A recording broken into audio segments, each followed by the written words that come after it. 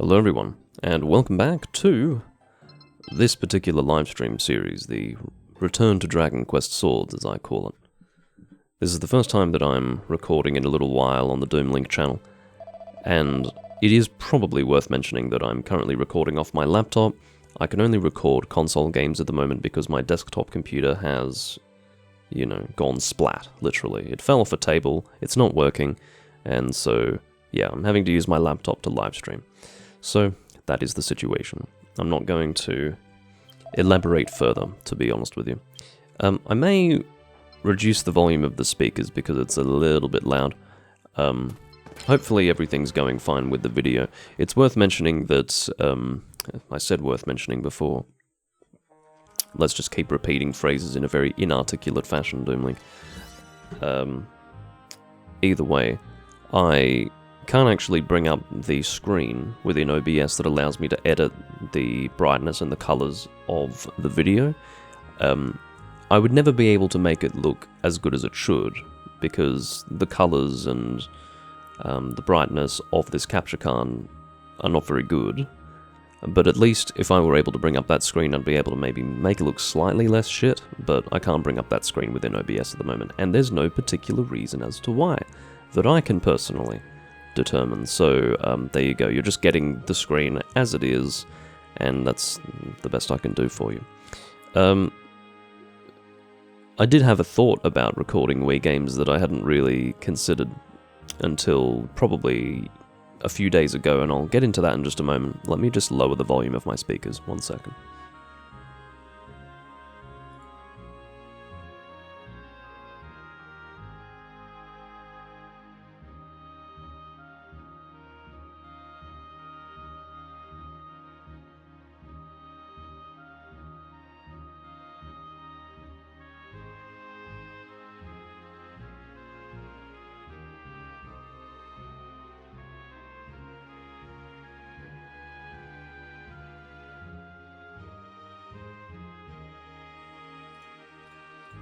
I'm back.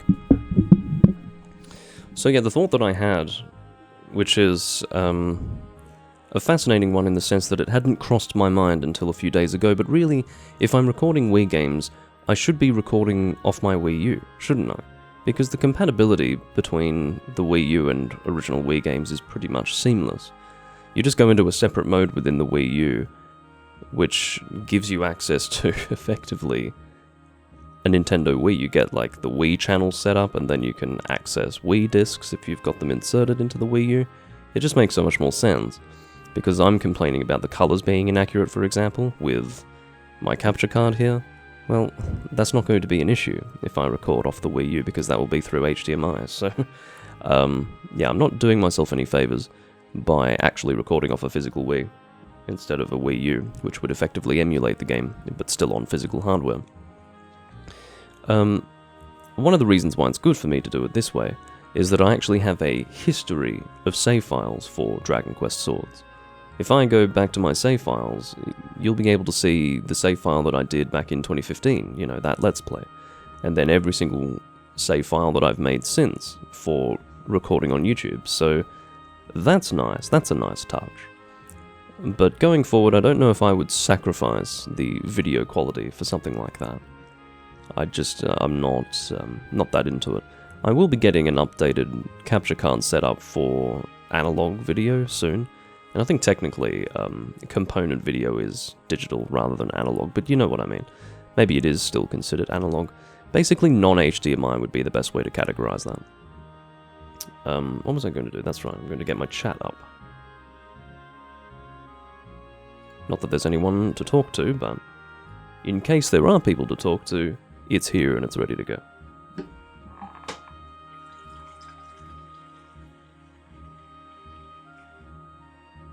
Alright, so one thing that you may have noticed already is that I'm level 99. The significance of that is that it is the maximum level in Dragon Quest Swords. I have taken myself to maximum level so that I can kill the final boss.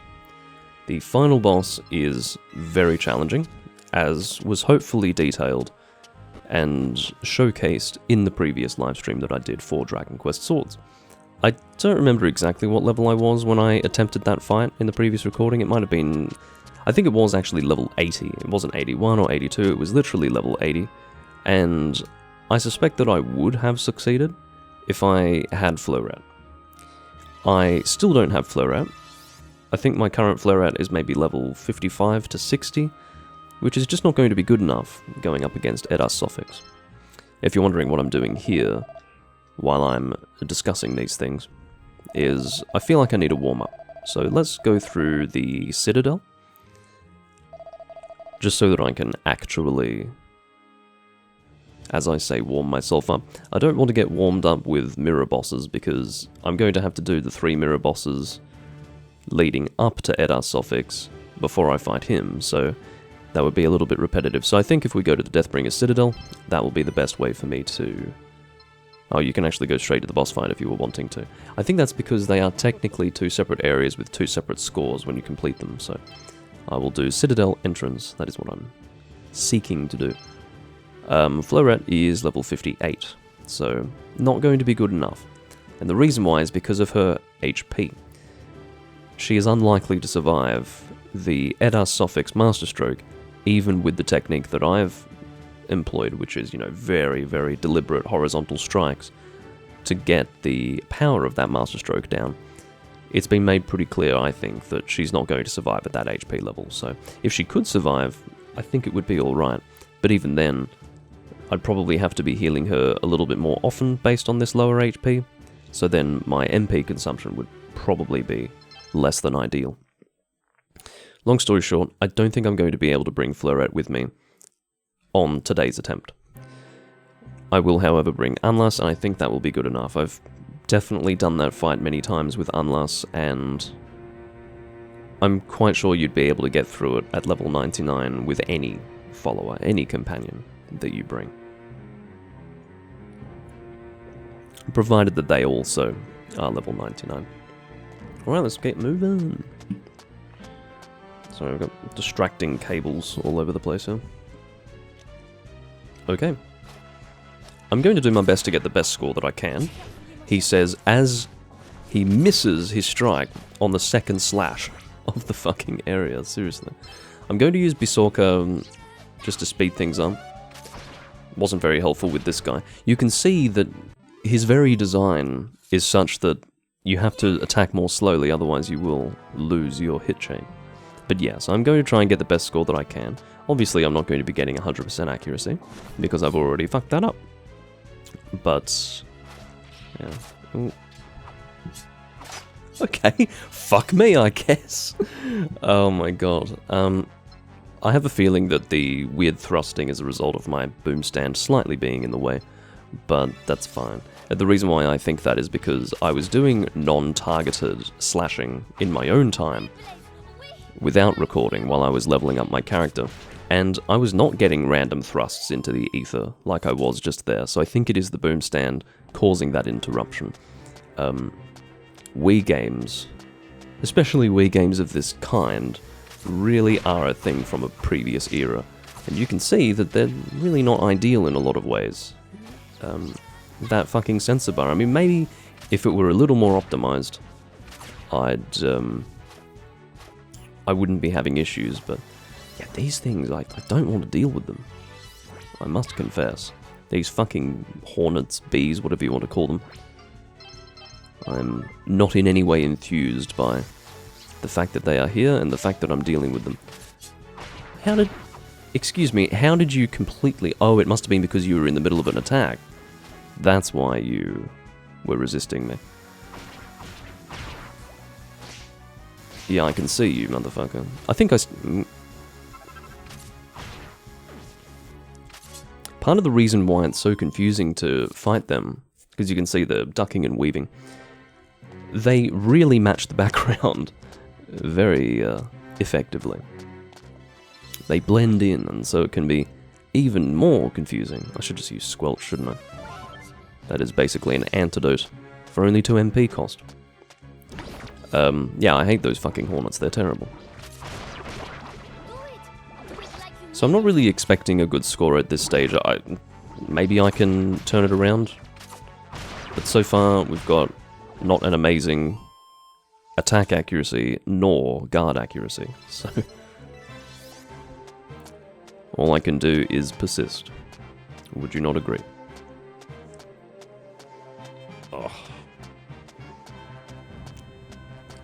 But yeah, the last recording that I did before, pretty much everything went wrong. You know, I injured myself and I had computer issues.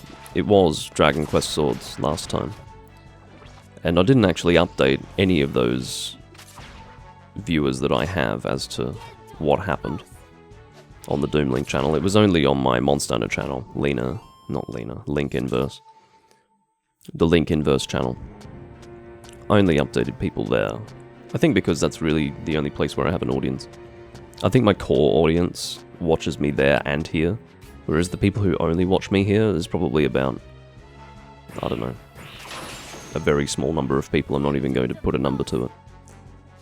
So that would be why I didn't update anyone. But basically I had an injury to my right arm, smashed my elbow, basically. I've got a little bit more movement in it now, but not full movement. And it does hurt from time to time, so... yeah, everything's been a little bit challenging, but you just plow on through it, don't you? There's no other way to approach life. You just plow on through. But it's good to be able to use the arm. It's very frustrating to be one-handed for a certain period of time. This is coming from someone who's never broken their arm, right? So I'm sure that would be a much more... it would be a more acutely frustrating experience to not be able to use your arm at all for, you know, let's say, a few months or a month or two. In my case, it was only for probably 2 weeks where I really couldn't use it at all. But yeah. I'm on the mend, as they say. The hit chain is getting a little bit better. Let's see if I can maintain it. Obviously, there are certain enemies that we'll come across that are more problematic than others when it comes to the hit chain, but we'll try to deal with them as they come.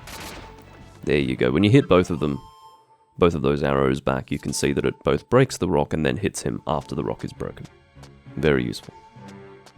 Certainly ideal. Sorry, I was just moving my on-screen chat. Fuck you, man.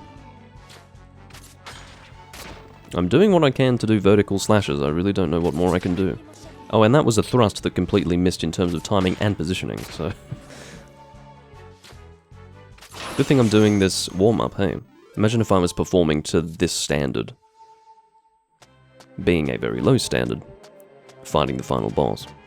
I don't even know if this is going to be a successful warm-up. I'm probably not going to suck any less than this. Oh, I must have picked up an antidotal herb at some point. That's very generous of the game. They probably knew that I was likely to be under the effects of poison, based on the previous confrontation. How annoying is that? This fucking hand took the attack instead. Ooh.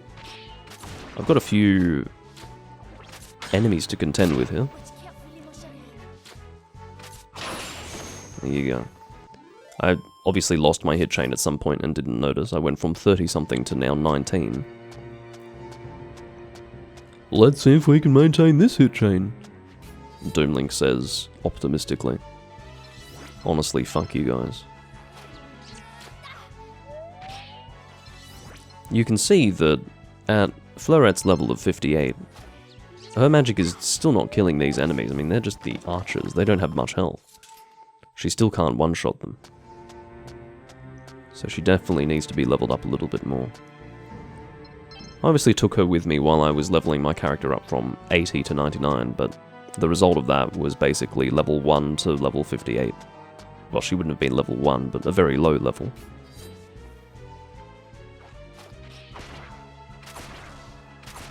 Motherfucker. I don't like these monkeys, just to clarify it for those watching at home. You see that? Excuse me. If I'm actually trying my hardest to get a good hit chain, or I'm attempting to get 100% accuracy, how would that have been fair? How did he evade me in that moment? Well, in that moment that was entirely acceptable and I timed it poorly, but previously, you know, that last slash that I did, that was not fair at all. Bien, says the French lady. Or French girl, really. I don't think she's quite a lady, yeah.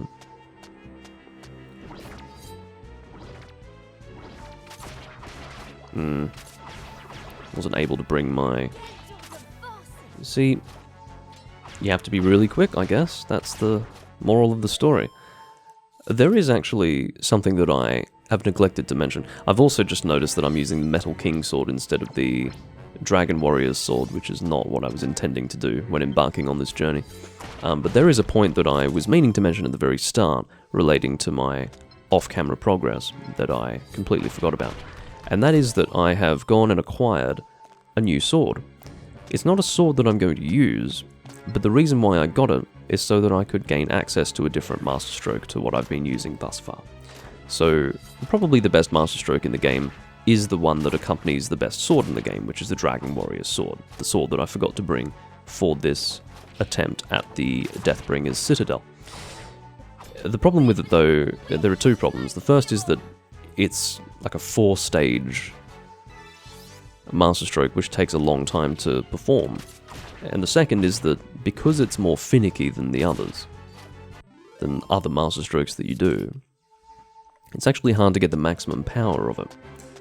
So, for the sake of my patience and sanity, I've decided to use the, I think it's called Absolute Zero. Basically, it's the best ice Master Stroke that you can get in the game. And all that you need to do, it's a 2-stage Master Stroke, which is, you know, you do the action and then you slash. In this case, you thrust, actually. You just need to draw a circle. That's it. All you need to do is draw a circle, and then that's it. Question. Did you see that random thrust into the ether? My 2 eyes actually witnessed the thrust going squarely into that enemy that was standing right in front of me, and yet, oh, I see, it must have done some kind of evasive maneuver. Did you see it lying back like that? That must be an evasive maneuver, one that I wasn't aware of until just now. And there goes my hit chain again. Yes, so any ambitions that I had to get a decent score in this area have well and truly been expunged. I really, at this stage, just want to get through it. Once again, having to do slow slashes, otherwise I'm going to lose what little hit chain I have. My non-existent hit chain. Hi. Goodbye. And goodbye to you as well. Watch carefully, mon chéri. Of course, if you can get those death slashes on multiple dying enemies, really helps with your hit chain. Something I've mentioned before, but that's certainly not something that's going to salvage the attempt. This is a shit attempt, and I think everyone can see that very plainly. So previously I think I took the right direction. This time I'm going to take the left direction. Well, I guess as far as the game is concerned, it's going straight ahead. One is better than the other, or one is easier than the other. I think this one is better for the hit chain, so I'm doing this. Well, you can just get hit awkwardly, Doomlink, that's fine. That's excellent. But you can see why this might be better for... There we go. I need to stop doing that. I need to set my focal point. Otherwise, this is simply untenable. It is untenable. That's why I set my focal point very anally. I'm very anal retentive about doing that. Oh, for goodness sake. Small pricks. Looks like I can... Look at you. But just as I can do with the, whatever he's called, Durgib, and his green counterpart. I can use ranged magic to give myself an opportunity. Oh, well, I'm not going to be killing 100% of enemies, as you can tell. How the hell that bloody jellyfish survived multiple Bisolka castings, I could not explain. But, fine. Well, I don't know why you're healing yourself. You haven't been in combat yet. Well, you've been in combat, but I haven't hit you. Why? Communications with the Wii Remote were indeed interrupted, but only briefly.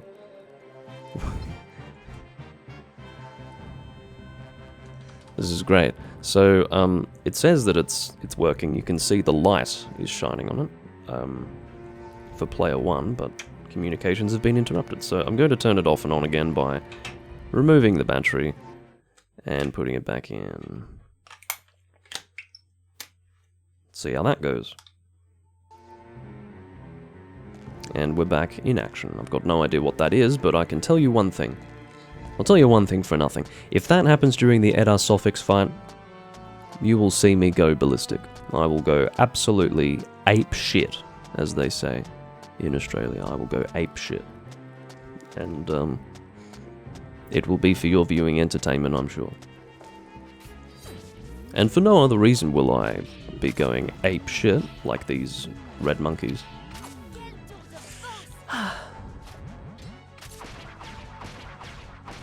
Smile through gritted teeth, Doomling, as your accuracy continues to tank. just a slight movement to the side is enough to ruin everything, of course. I took this direction with the intent. I'm just holding my Wii Remote. I'm not swinging it, I'm just holding it, so what's going on there? Anyway, we have very clearly established, if it hadn't already been made clear, that I'm not getting a good score, so bad fucking luck. Can I please just get a treasure? What are you doing here? I managed to kill him, which is good. I don't know if it was worth taking the hit from the Mimic, but fuck off. For goodness sake. Of course, all I can do is shield that. Can't hit it back or anything.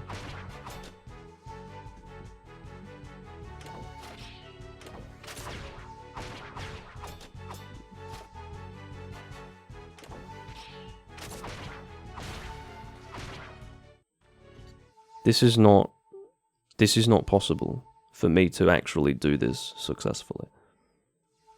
Do you think the batteries are running low?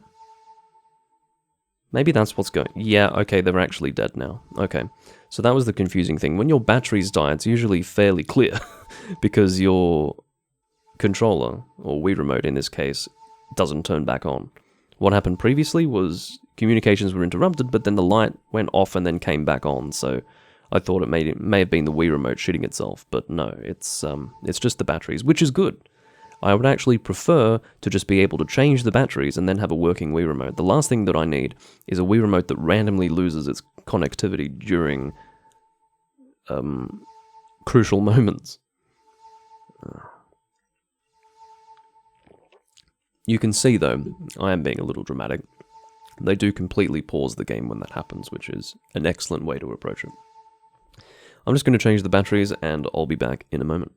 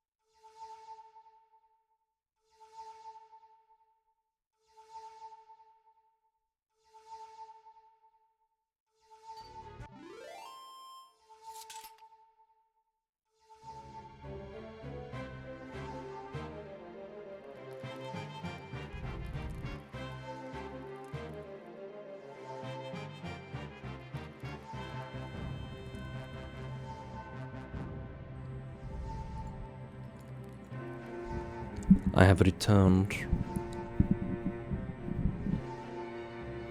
I have to say, having to change batteries in a controller, oh my god. I am nostalgic for some things from the past. Having to change the batteries in a wireless controller? Oh no. I am not nostalgic for that whatsoever. Of course, imagine you're playing, you know, a console from that period where you went from wired controllers to wireless. Xbox 360, for example. Or PlayStation 3. You had the option to use something wired, okay? In the case of the PlayStation 3 controller, a much better design, you could just use a cable and have it plugged in to charge, or actually just play wired. Or, you could play wirelessly. Up to you. Well, what am I even talking about? The entire subject is about having to change batteries in a controller, and the PlayStation never had that, because it was just a superior piece of hardware. In the case of the Xbox 360 controller, you could get wired controllers. I didn't, because, I don't know, I was an idiot, but anyway. As I say, I'm not nostalgic for that period in gaming history. If I can't hit these back after doing my mirror bosses, honestly, send me home.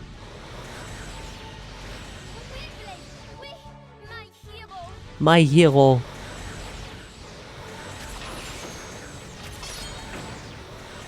Oh, for goodness sake. If I can't do that, I should just give up now. Think I should give up now? Place your votes. Should I give up now? Fucking hell. It is funny though that I'm using the Metal King sword. It's probably one of the only situations where I'm going to be using that. Do I get a separate score for this attempt? Because you're not the boss. I didn't get a score after defeating you, so... Maybe I don't get a separate score. That was my way of rationalizing the two options when taking on the Citadel. But I guess if you want to refight Xiphos, you can just get a score based on that. That would dramatically change your score. It would have to. Just... Bisolka. Or not. Goodbye. Again, must set my focal point, otherwise I will be thrusting off. Thrusting off, that's an interesting phrase. Thrusting off.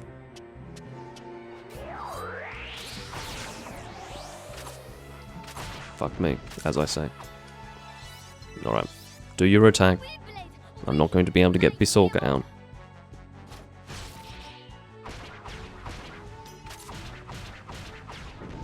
I mean, I was able to get it out, but not in time to flinch you.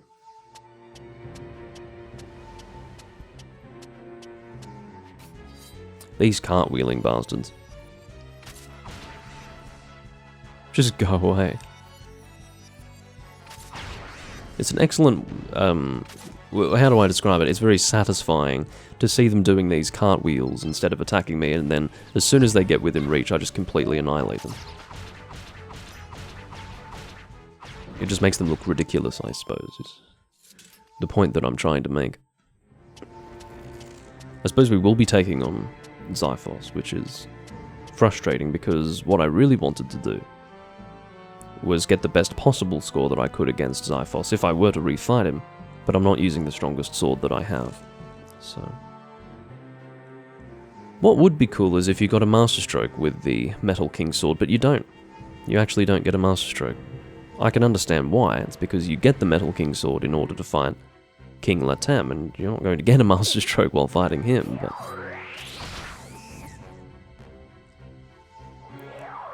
That's a technicality as far as I'm concerned. A needless technicality. No! I probably could have gotten that one, I just didn't want to ruin my hit chain.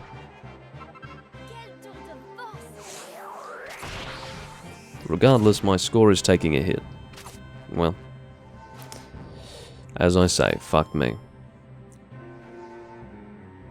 I submit to my terrible score that I'm inevitably going to get.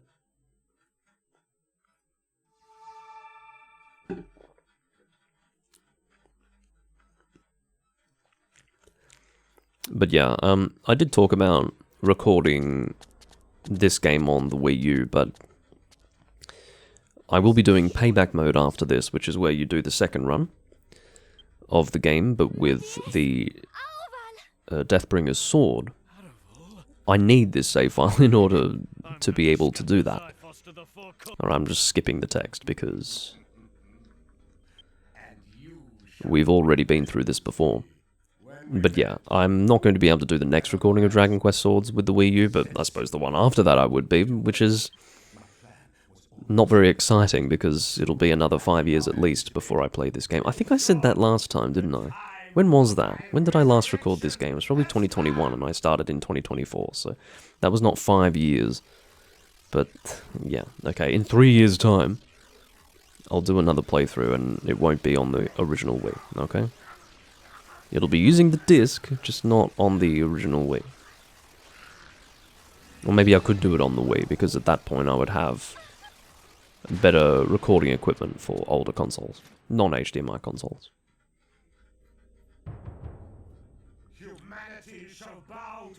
Yes, yes, yes. A part of the reason why I'm doing this, by the way, is so that I've actually got a reasonably long live stream, because I'm really actually banking on succeeding in the final boss attempt first try. It wouldn't really be worth it unless I thought I could do it that effectively. I'm being very ineffective at the moment in fighting both this boss and clearing the Deathbringer's Citadel location, but aside from that. And also, just an update, I am Fleuret's hero, however she says it. For the avoidance of doubt, I'm not French.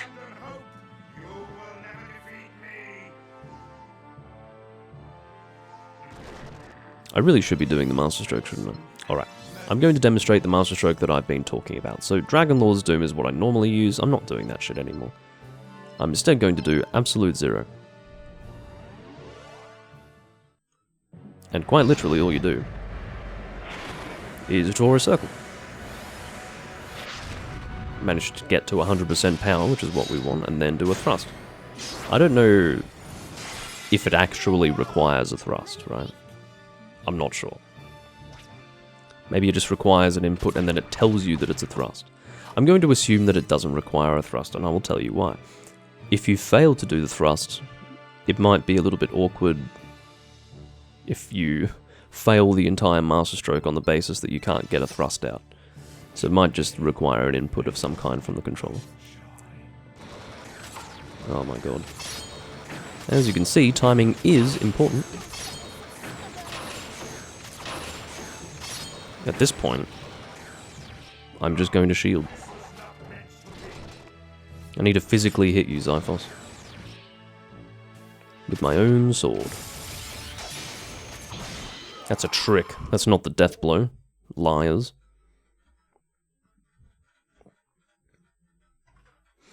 As far as warm-up is concerned, this sort of works. Not really, because Eddar Sophics is going to be much faster than this guy. I feel like this is more likely to put me in the wrong headspace. Yeah, maybe the only effective warm-up, really, is to do one of the mirror bosses, because that's going to have me moving at the speed required to clear those bosses in the Eddar Sophics mirror. Because seriously, this is like slow motion compared to that.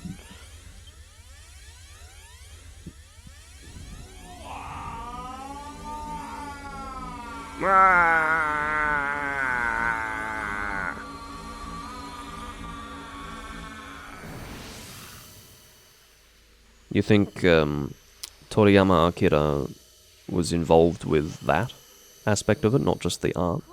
Because, you know, he's definitely into long screaming, as we all know. Screaming fetish? Perhaps.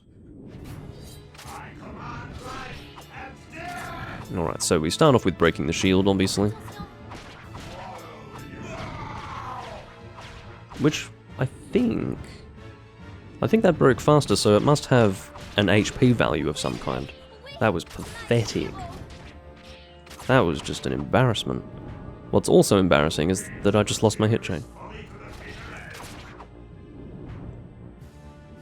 Maybe I should just stop caring. That's a solution, isn't it?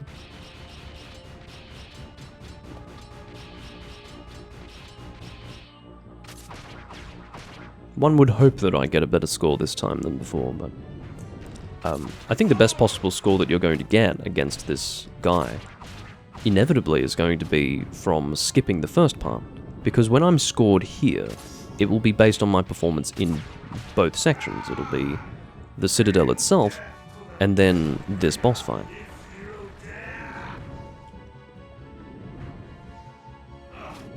Oop.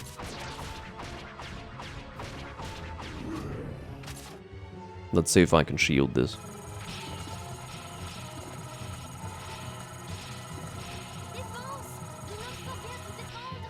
I'm being told to not forget to defend, but defend with what is the question? I don't have much of a shield. No, I've been hurting you pretty effectively, Xiphos.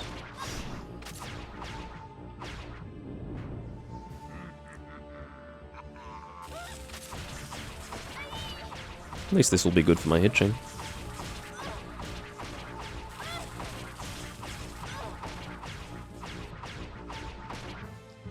Again, it looked as if I had actually knocked him out of that. Yeah, I should just parry his eye lasers with my sword. That'd be an excellent idea.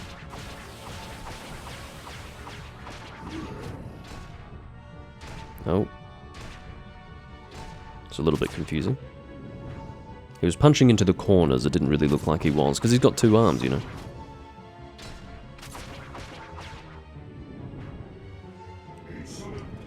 Alright, Master Stroke time. I've been neglecting to do that. That's my mistake.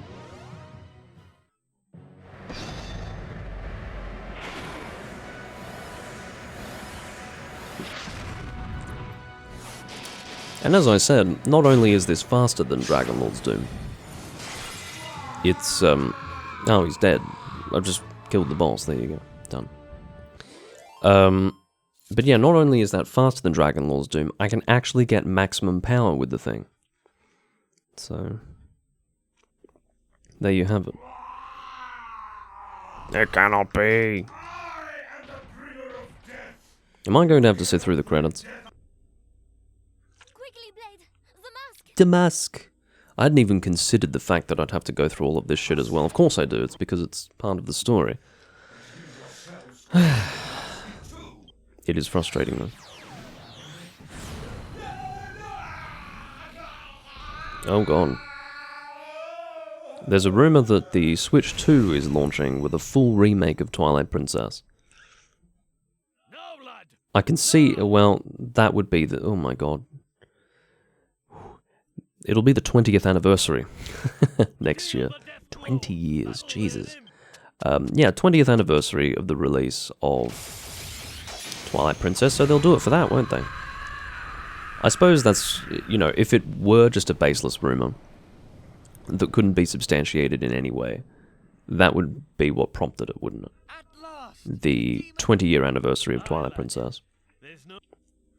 So in a way, it's an explanation for why there might just be a random rumor that has no basis in fact, and it also might be an explanation for why they would do a remaster now. Or a remake in this case. I don't like the idea of a remake, but look, they've already done a remaster, so that's fine. Follow me, hurry! It has to be said though that if Nintendo had any regard for the Zelda series, they would have put the Wii U remasters on the Switch. I don't know why they didn't. It doesn't bother me personally, right? Because I have a Wii U. But think of how many Zelda players don't have Wii U's. There must be so many of them. Because, look, I don't have my finger to the pulse when it comes to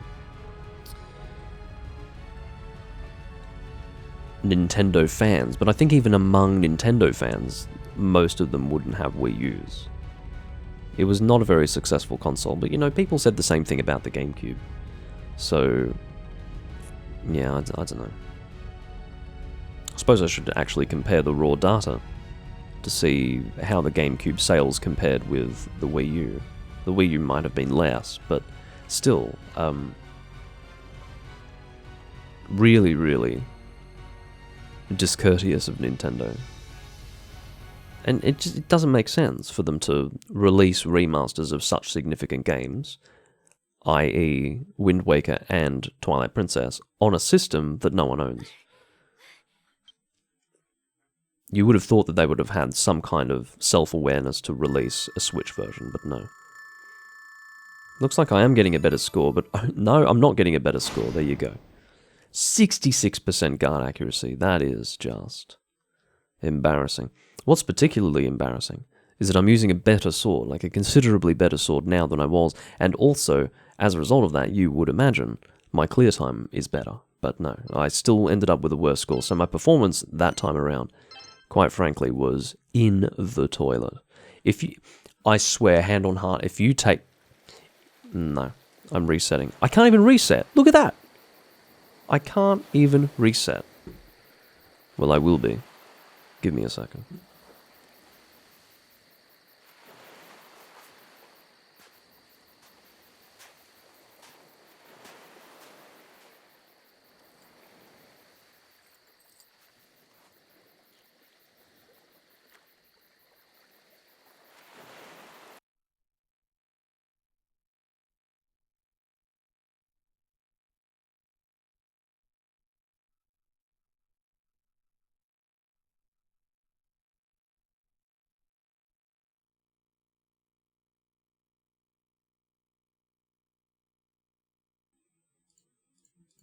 I just realized what it might do. It might actually just take me right back to that same fucking scene.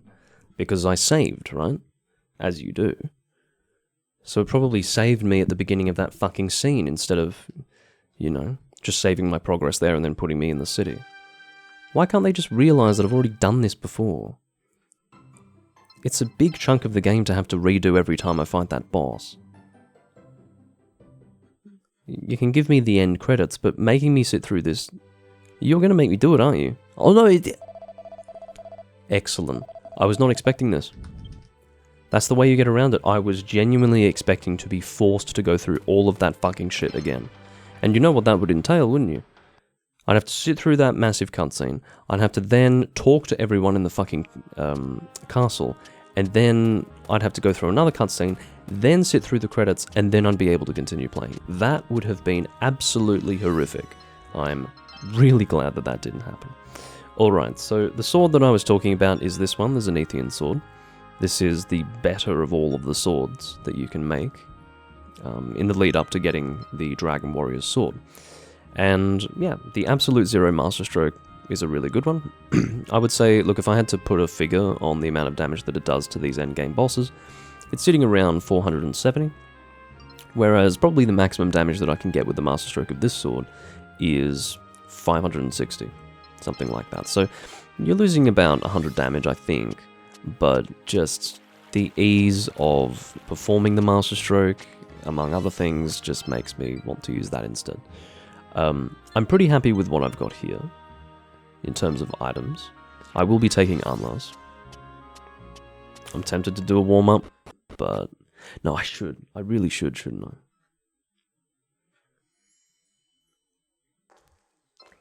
I really should. Let me think.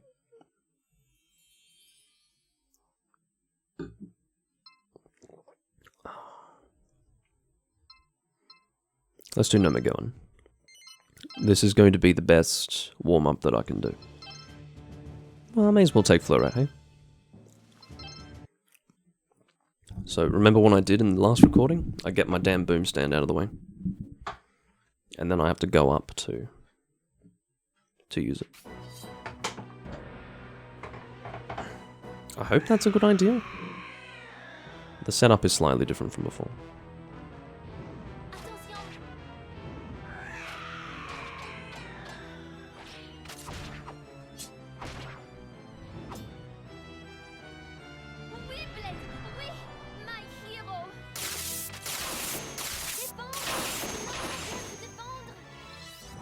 not good as you can tell. I need to do better with my verticals at least. My verticals should begin from below and go up. I find that easier to do.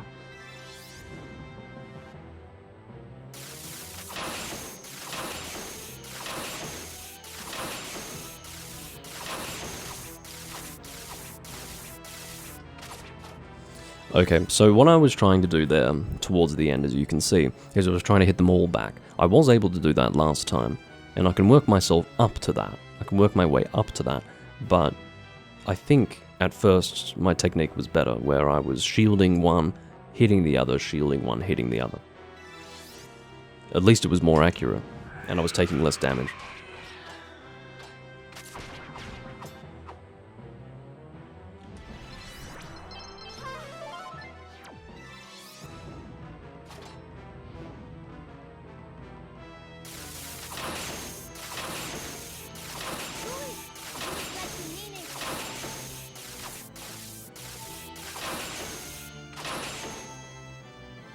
Alright, Master Stroke.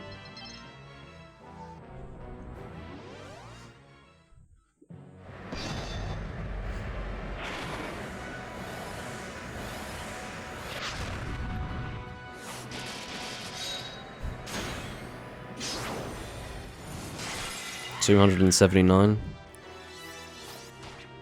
I think because it's an ice Master Stroke, it depends on the individual resistance to ice of the boss.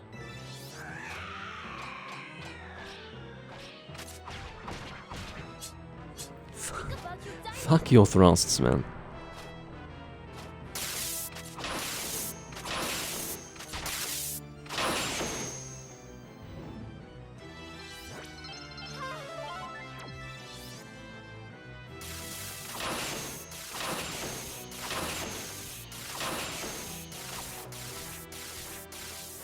Excuse me, those last two that just went straight through, how? I did have my fucking shield there, I'm quite certain of that. Unbelievable. Have to review the footage, but no, seriously, not that I will because I don't care, but that just didn't feel right. I did have my shield there.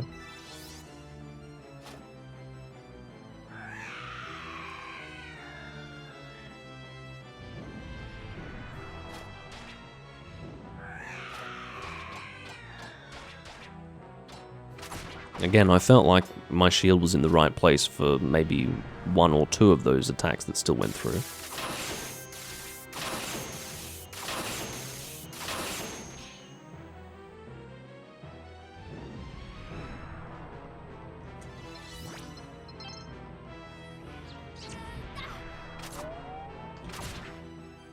The important thing is that we kill that jellyfish.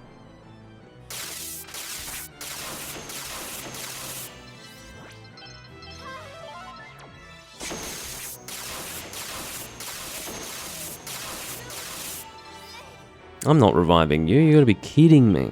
There's no way I'm reviving you for this fight. But that's a good example of her not having much health. I can buy all this shit again, so I'll just use this. This is not great though, I'm certainly not going to use any of this. Oh no, I can revive you because I've got plenty of these damn leaves, what am I talking about? Replenishing that is not problematic at all.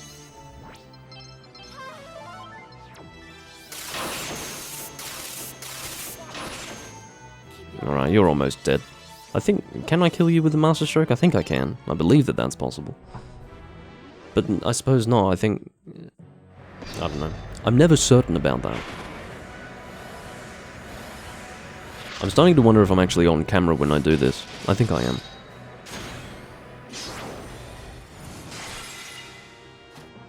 Yeah, I think you're dead, aren't you? Yes.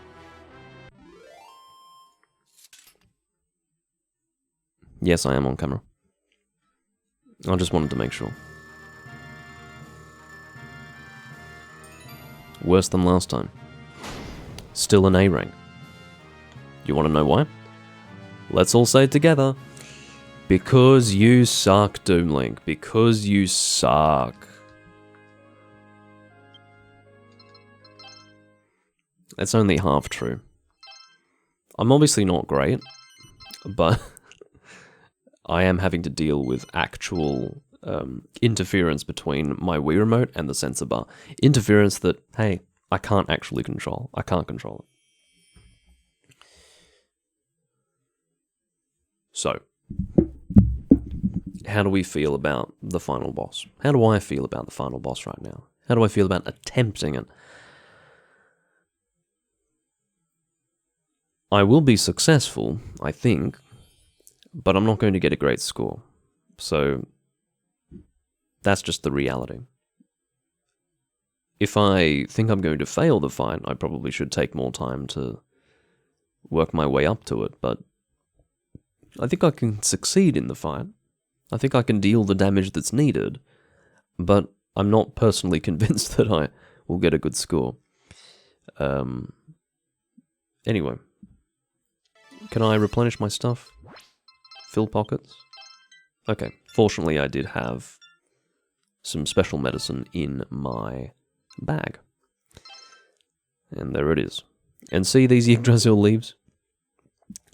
I think that I was perfectly... it was perfectly acceptable for me to use a Yggdrasil leaf in that previous fight. I was just thinking, I didn't want to use something so precious, but I then remembered immediately that I had a huge amount of it. Okay, I think we're going to do the final boss now. How far through the recording are we? 52 minutes? We've added an additional 52 minutes to it. I mean, this fight is something like 20 minutes long, 25 minutes long. So, it's a long boss fight. But I didn't want to just do a single attempt, succeed in that single attempt, and then just have a super long recording. Excuse me, have a super short recording. I'm instead going to have a bit of a longer recording, courtesy of all the stuff that I did earlier on. We'll get started in just a sec.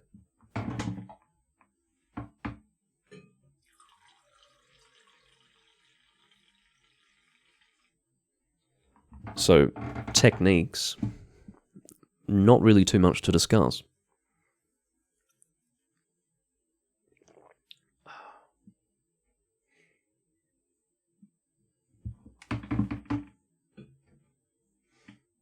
The reason why there's not much to discuss is because it's not going to be any different. I've got the same companion as before. I've got the same sword as before. Different masterstroke. But essentially that's just going to make everything go a little bit faster, less time swinging my arm around like an absolute buffoon. And there you have it. Just get through the first 3 fights with as little consumption of MP as possible, I suppose would be the technique. There will be some MP consumption against Durgib, which I do consider to be worthwhile. But, because I'm using Sizz, obviously, but anyway, let's just do it. Let us delay no further. I don't even know if this is that helpful. Putting my boom stand out here. Oh, fuck. I've got a rib injury as well. My whole side of my body here hurts, so it is a little uncomfortable to have to lean back and forth to talk in the mic. So hopefully this is good enough. I think this is good enough. This way I shouldn't have to reposition myself.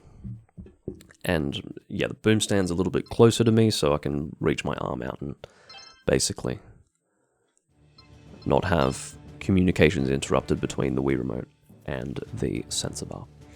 Here is Arnas, level 99. This is going to be our companion for this fight. Let's do it. So again, we have to do the 3 mirror bosses, and then we do Edar Sophics, which is himself a pretty difficult and lengthy fight.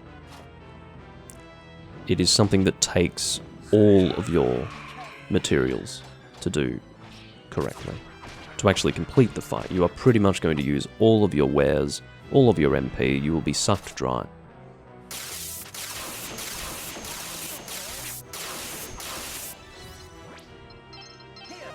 I felt like I was timing those all right, but apparently not. I don't want to be healing like this during this fight.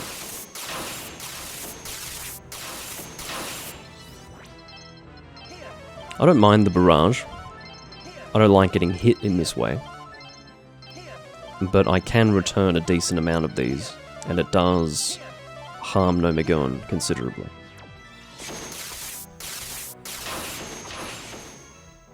How many am I even hitting back? It's like I'm hitting one back, and then getting hit by the other two, but I feel like I'm doing the correct diagonal or horizontal slash, whatever. I must be doing something wrong there. I'm definitely struggling more with... Do you know why I'm struggling more with my setup as compared to before? So back in 2020, when I was last doing a live stream of this game, the recording setup was different. I was positioning my microphone further away from my mouth, and so as a consequence of that, I had the boom stand very much out of the way, and there were no interruptions. I also had my table with my laptop very much off to the side, so there was no real interruption. I just had more space. At the moment I don't have much space. I've got a table right here, I've got a chest of drawers right here, I've got the boom stand right here. I'm basically in a little box, so I'm dealing with more communication interruptions than last time. I'm happy to concede I may also be playing worse, but that's really making a big difference. It's one of the issues with playing a Wii game. This is great for the living room, not so great for a small confined space. Fortunately, I did slash the jellyfish myself. Don't know what you're doing, mate. I've already killed your jellyfish. So important that you kill that thing, honestly. Alright, Absolute Zero's going out. At once.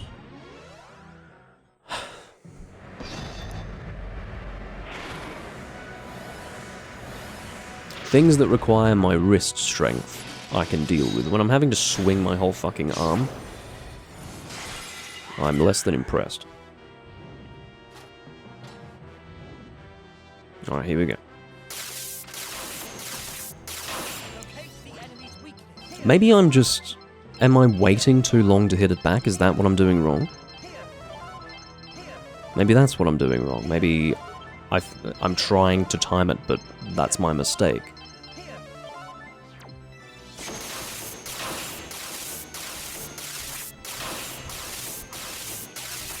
You can see that I'm doing thrusts when I'm trying to do swings. I mean, are you seeing me do that? No, you're seeing me do that. Like wrist movements, okay? There's none of this going on, only this, and yet I'm getting fucking thrusts, so...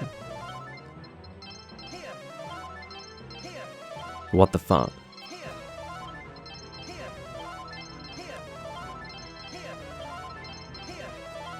I want to make it clear, I do enjoy this game a lot, but... when accuracy is this important, a less than ideal setup with the sensor bar is really not good. You're dead now, I think. Oh no, I do still have to hit you, apparently. I'm impressed by how long Magna Shield lasted for there.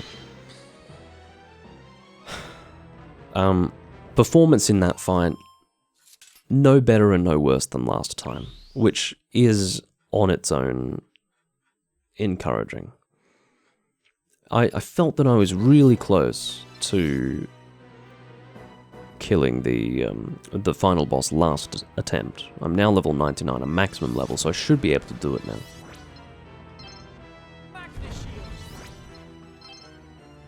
That was a bad idea. Oh no, still managed to get it. That's unbelievable. I also worked it out. So, the timing of when he does that attack is purely linked to the small bats in the background. At a particular point of their casting animation, that is when he begins his attack. What I've done in the past is I've, attacked him to get his guard up, to try and prolong the window. No, it only relates to the way the bats attack. That's the timing.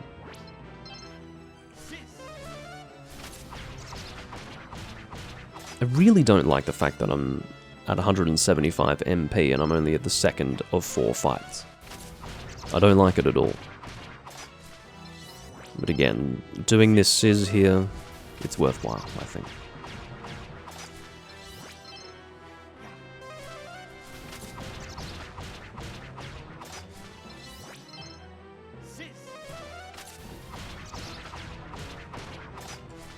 If anything, for my Master Stroke gauge.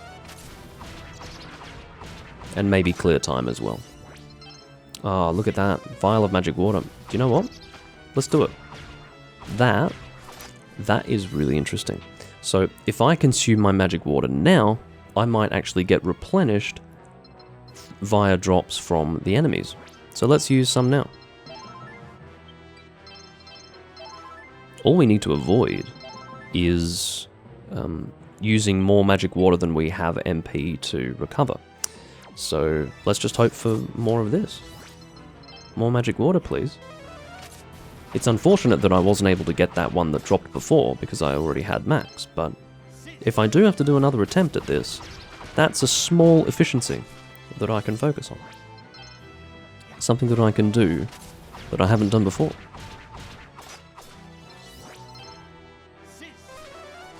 And you can see the fight, I commented on this last time, the fight's a little different here. I'm actually able to continue doing this much longer than in the original fight, where it's just Dergib on his own.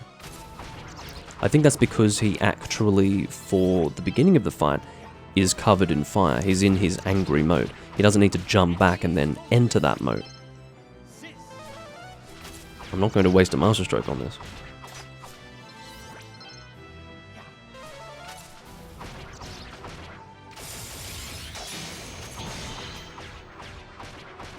Very good. I had forgotten that you could do it for the entire fight.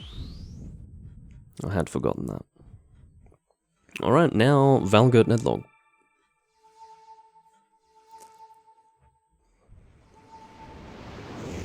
This fight's probably about as long as the final fight. Let's see how we go. Yeah, right, so we do the triple head from the start. Okay, Absolute Zero. I'm going to assume that this guy's pretty resistant to it. Let's see what sort of damage we get. I wasn't able to see the damage that we were doing to Dergib, because in the end I didn't want to waste a Master Stroke on him while we were using Sizz. But, at 391, it's better than Nomegoen. Nomegoen was something like 270, which was pretty bad, so... Oh my god. I can't fucking guard that.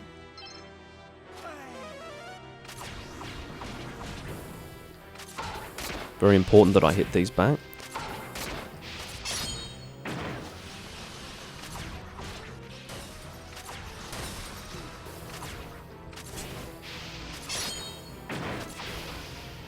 I should just give up on... Oh my god, 41 health, that's bad. I shouldn't allow that to happen, that is really negligent. So, one comment to make. I'm not going to worry so much about timing with the fire, because you've seen me just stand there and take the hit without swinging. That's because I'm trying to get the correct timing. I should just give up on that shit, okay? Because it's better to hit it back in some form than to just completely miss it and get nothing. It's bad for my health and bad for my damage dealing to him.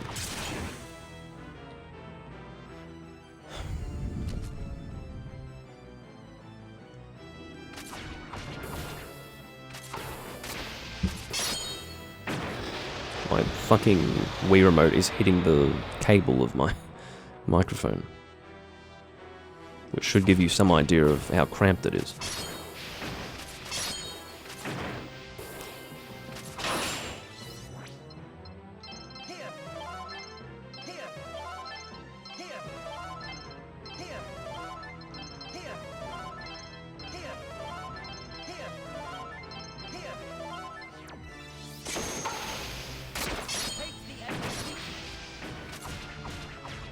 See how much damage I can deal by doing that.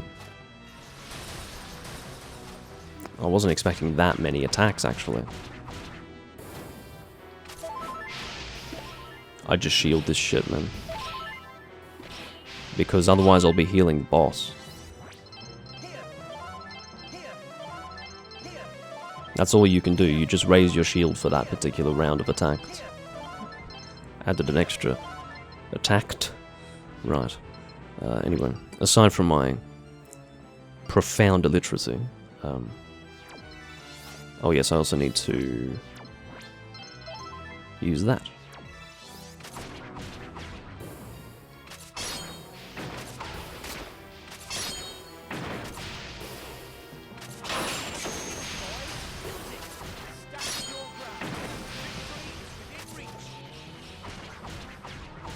There you go. Alright, that's that fight done.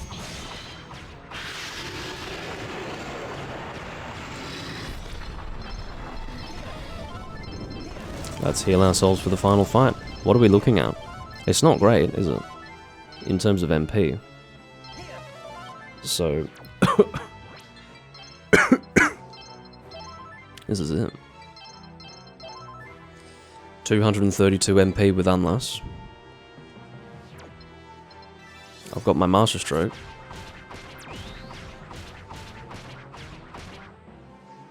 Pretty good hit chain. I mean, not amazing. You can definitely get better against this boss, but... I'm not feeling too bad. But I really need a switch on for this fight. I really need a switch on. So, I'm going straight into this. The reason why I'm going straight into this is so that I can maximize my Master Stroke gauge. So, I'm going to be breaking the shield, and then when I break the shield, I'll be able to hit him. It's stupid for me to do that while I'm already at 100%. I'm not doing it. How long is this game? Not very long. It's pretty quick. But you get... It is made a lot longer through the endgame stuff. I should not be getting 97. I need to do better than that. Oh my god, that looked fucking off target, didn't it? Yeah, good for you, man. Alright, so, let's not do Magna Shield just yet. We will soon. But again, I should be maximizing my effectiveness. Well, you know, maximizing the time that it's working for. Alright. Lost my 300 plus hit chain, but I don't care for score at this stage. I care about succeeding. That's it. Still fucking hit me. Alright. Oh! I got distracted by something. My mouse on my table distracted me. Can't be having any distractions right now. So the one thing that's going to be better in this attempt versus the previous attempt is the fact that I know exactly how to deal with the Master Stroke. I had one Master Stroke that killed Unless last time because I didn't know how to deal with it. So I obviously knew that I had to swing my Wii Remote, but there's a very specific way to swing your Wii Remote to get the fastest strikes out. You know, the strikes that you need to really lower the damage of it. Because if you don't do it, you're just healing yourself with Yggdrasil leaves and then you lose your Master Stroke gauge. This is the knock-on effect, right? You lose that knock-on effect and it's crap. Sorry, the knock-on effect of it is that you can't actually build up to something because you're dead. So, as long as you're able to consistently get out Master Strokes, it really helps with the damage dealing. Attack you in the crotch.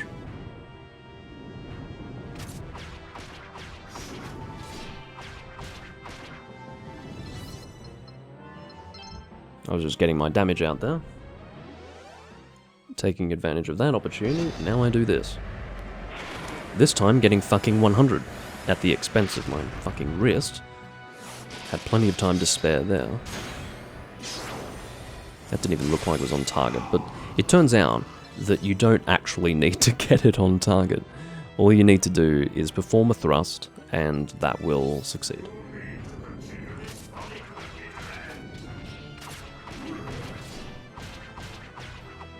I don't care. Again, if I miss a slash, I don't care.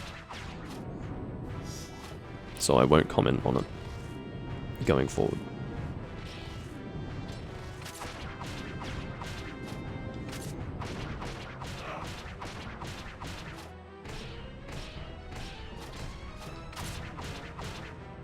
But yeah, slashing as much as you can, so important. It's for building up that master stroke gauge. This is good for getting the gauge up as well. Oh my god. Have a shield, boy. Use it. That wasn't great, for a few reasons. And I was also reprimanded. I was told, "You have a shield, boy, use it." As if I didn't know.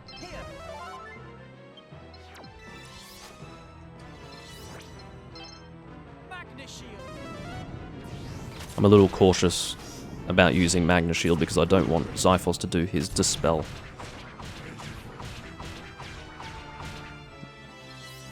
Again, immediately do Absolute Zero, so then I can get started as soon as possible with getting the gauge up again from 0.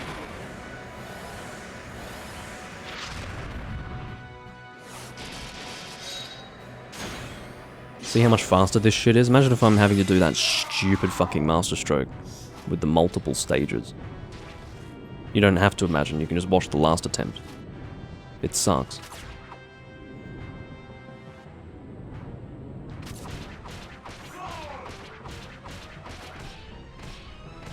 That was a bit greedy of me there. I did like 1 slash too many. I didn't end up suffering any consequences, but it was still risky.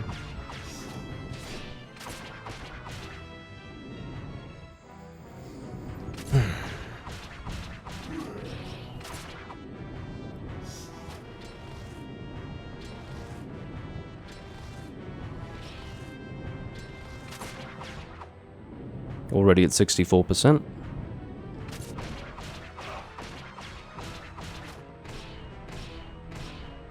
We haven't reached stage 2 yet.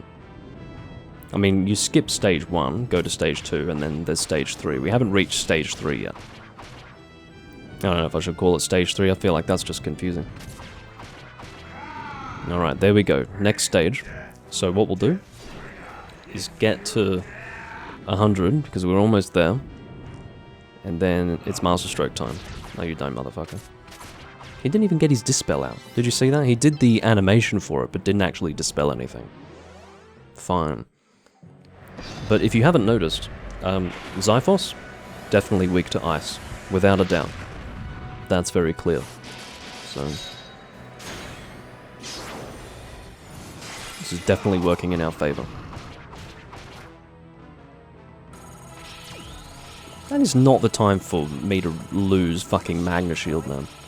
What a fucking joke. What terrible timing. Unbelievable. But yeah, I just need to make sure that my performance up until this point remains consistent. In other words, my performance going forward remains as good as it was. So, yeah. We've just gone from 180 MP to 140, so, you know.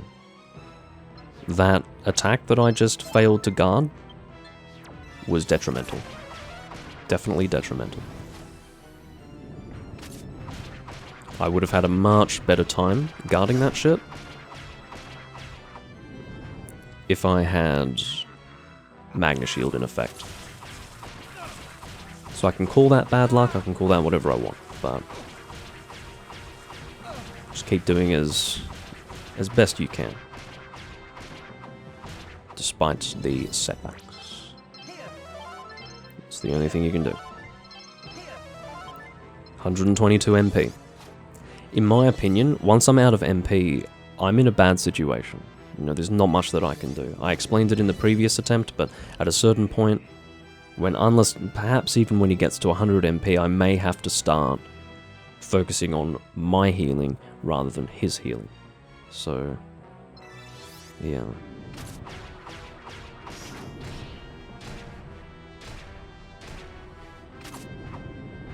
I'm not really happy with that. Okay, so here we go. Must be fully healed. Very important. Particularly because I might fuck something up. We don't want that. He needs to be fully healed.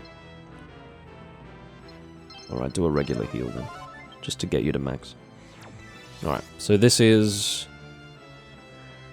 Figure of Hate.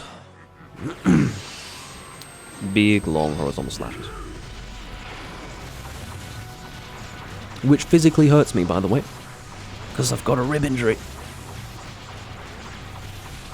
I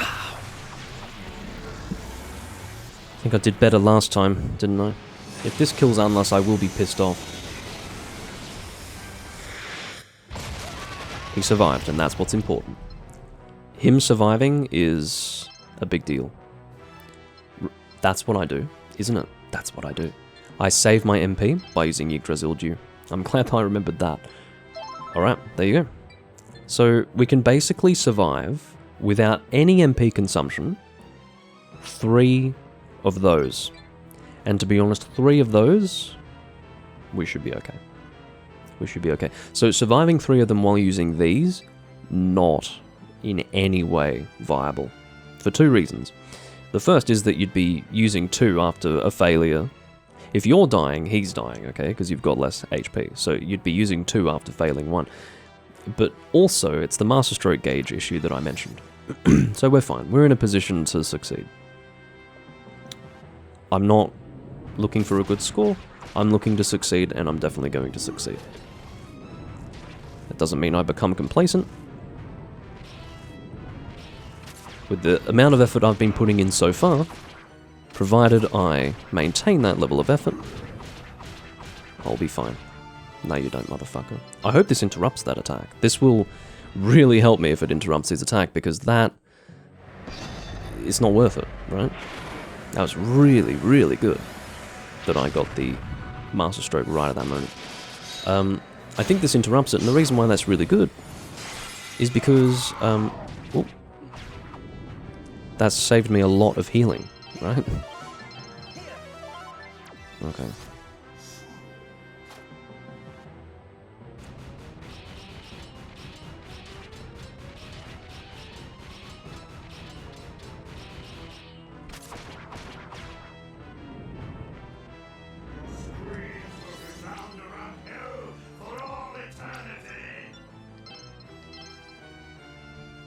Should I be using these for that?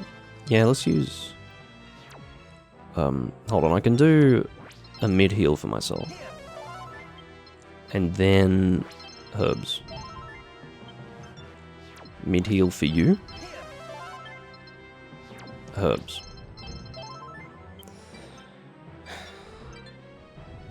Parry the damn eye lasers, screams Potato in the chat. Yeah, I'll parry them, no problem, mate. Okay. So, again, the reason why I'm fully healing myself despite knowing that I can survive this is just in case, like, something goes wrong. Oh.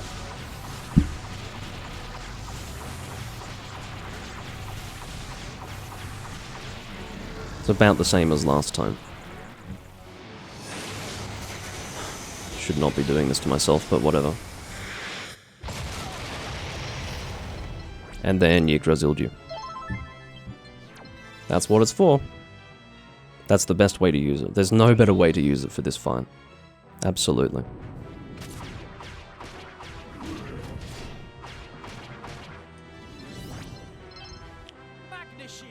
Just to be clear, I don't know why he's failing to dispel my Magna Shield. I don't have an explanation for that. I don't know if it's a glitch or what. Maybe there are certain conditions in which he can't do it, and I happen to have fulfilled those conditions. I don't know. No idea. Okay, he managed to do it this time.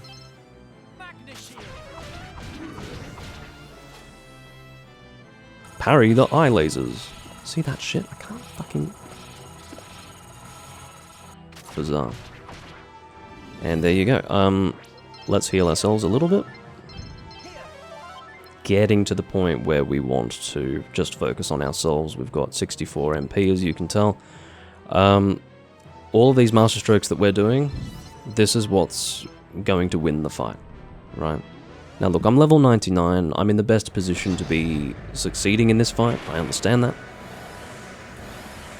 But you can still fail this fight by not approaching it correctly. Even at level 99. Right, so there's this stage as well. So it's a 4-stage fight originally, 3-stage fight here. We're now on that stage of the fight. Let's just see how we go. I've got no idea. No idea what to expect. I'll tell you what I do need to do though. I need to replenish shield powder. You dispelling me again. You're attempting to dispel me, and then failing.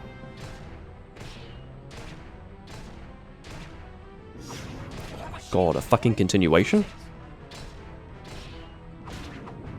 Fucker. Not great. I'll heal you a little bit. Oh, this is true! This is great. Do you know why this is great? We've already gotten past the point where he does the Master Stroke. His sword is gone. If his sword is gone, no more Master Stroke. So, oh, we'll be okay. We will be okay. Have a care, my magic dwindles. Alright, hitting these back, so important.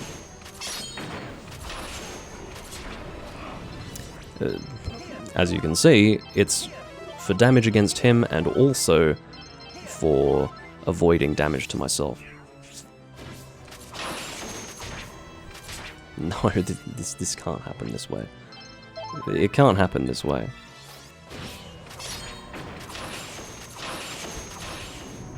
It's so important that I hit these back. This is literally this is the fight. This is, if I fail with this, I will fail the fight. So let's just...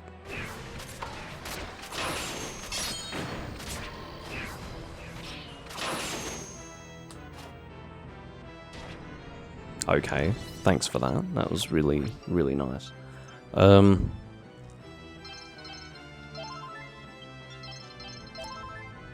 feel a little better about Unlust's magic. The reason why I'm doing this now, let me tell you, is for Magna Shield. Okay, Unlust has value at this stage as a person who casts Magna Shield.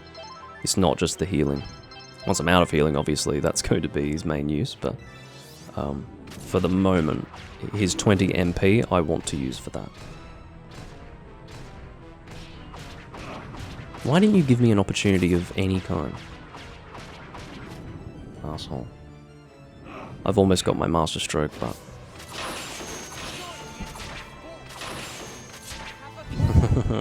I can't fully heal myself. Fuck. I'd rather do this. The potential damage that I can deal to him right now is higher, but I don't have confidence in my ability to do it, so let's just do the Master Stroke. It'll interrupt what he's doing now, which will protect me from damage, and hopefully this will kill him. It killed him.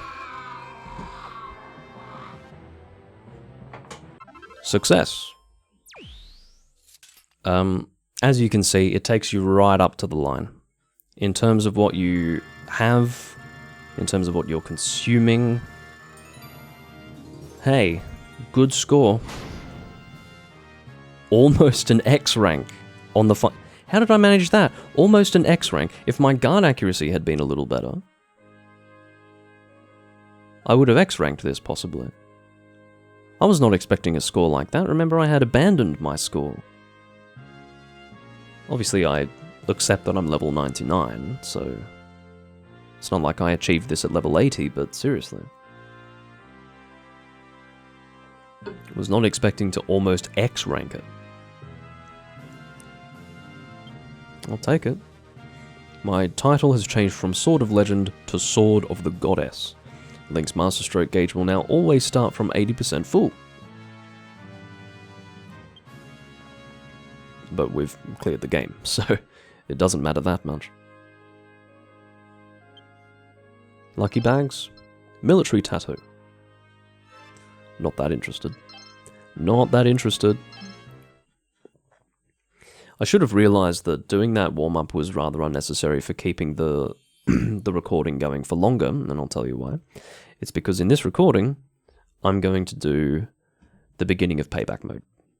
That's what I will do. With peerless skill and bravery, you have vanquished all of the terrors. Perhaps now you are ready to wield the blade of your enemy in the name of justice. Payback mode is now unlocked. Strictly speaking, it was unlocked before, but they're just telling you. When you create a new adventure log, you can start the game equipped with Deathbringer. Deathbringer boasts awesome attack power and spellbinding speed. Why not begin a new quest armed with this fearsome weapon? Alright, should give me a save option now. Okay.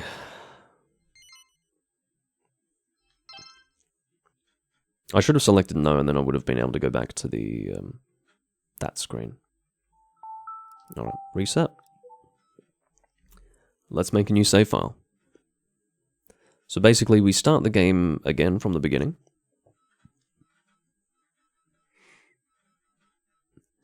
And we get an extremely overpowered sword. It's fun. It's good fun. It's not in any way a substitute for playing the game normally. But it's just a different mode. You should just treat it as a different mode. It's just for fun. You're very overpowered, but the sword is so damn good that it's just fun. It's just a lot of fun. So the thing with the sword is that, A, it's Xiphos' sword, which you can actually upgrade. If you recall, finding Xiphos in his original form, he starts off with this sword with, like, wings on it. And then he gets that sword that he was using a Master Stroke against us with. That is how it is for us when we play this game.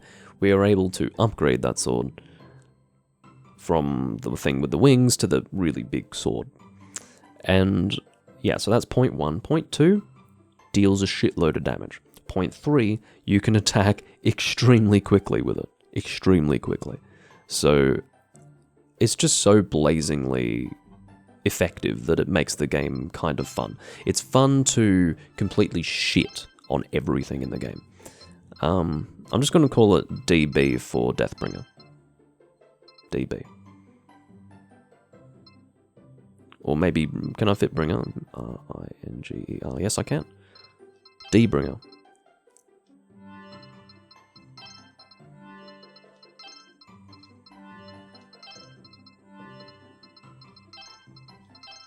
Bloody alphabetized. There's my R, there it is. D-Bringer. I'm right-handed, and I do want to start in payback mode, armed with the Deathbringer. Unfortunately, we are going to have all the beginning game cutscenes and all that business, but so what? No, there are no drawbacks to the sword, and this is the point. It's just you being super overpowered for the game. As I say, it's not a substitute for playing the game normally. You should do that, and you are made to play it normally before you can unlock this mode. But yeah, it's a different game. It doesn't have the balance of the original game for very obvious reasons, because you're extremely overpowered. Avalonia was holding a fete to celebrate its 50th I don't. Did I do a live stream of Payback Mode last time? I don't think I did. I think I only did a Let's Play of Payback Mode. So I think this might only be the second time that I'm sharing this mode, even though this is the third time that I'm playing the game on the channel. I could be wrong. I just don't remember live streaming it. I'll shift my microphone. Yeah, as I say, I actually have a rib injury. Like, it's the ribs itself, but more specifically the muscles around on my left side hurts. Okay, so not ideal for me to be actually hurting myself to play this game, but it's all going to be wrist movements from now on because it's the Deathbringer, you know. Oh, I fell off a bike and fell onto my elbow, so I smashed my elbow and then also, you know, had the physical impact on my rib. Got winded pretty terribly. But yeah, it was not great. And it still hurts. Breath of the Wild stream instead, no thank you. Not at this stage. So I'm just skipping all of the dialogue because it's already been covered. I have been speaking with your father. When a young man of our land comes of age, You must focus your mind and spirit on the way. I will skip Swordmaster Dao's drill. Because they recognize that I've done this shit before.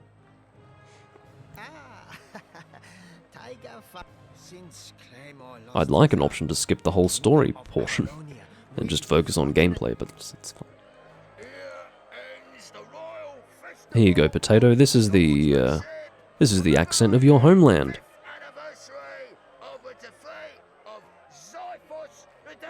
The Deathbringer. Alright. Talking to people. What now? I talk to you. That's what I do.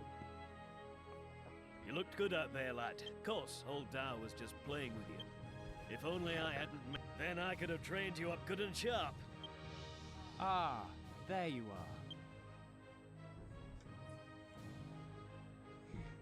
Had to wait for him to finish doing that before we could progress the text. Prince Anless. Not just the hair flick, but also him standing still after the hair flick for approximately 3 seconds. Quite right. You'll find I never miss a day of training. So don't imagine you can outdo me just because It's you rude to haven't point, bothered. sir. Forgive me for asking, Your Highness, but where's... Mother is... She confines herself to her chamber and refuses... I was thinking of dropping in and saying how do, but maybe I'll save it. Well, it'll be getting dark soon, son. Good to see you looking so well, Your Highness. You...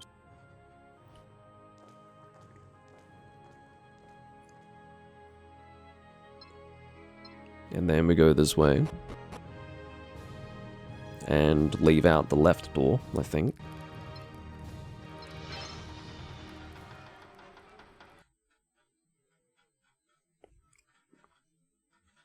Yeah, there's a bit of There you are, lad. preliminary cutscene and dialogue to get through before you can experience the Deathbringer sword.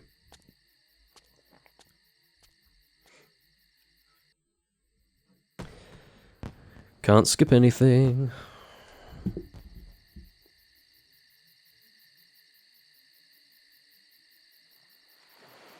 But yeah, it'll just be the same series. It'll be Return to Dragon Quest Swords Part whatever when I continue in payback mode.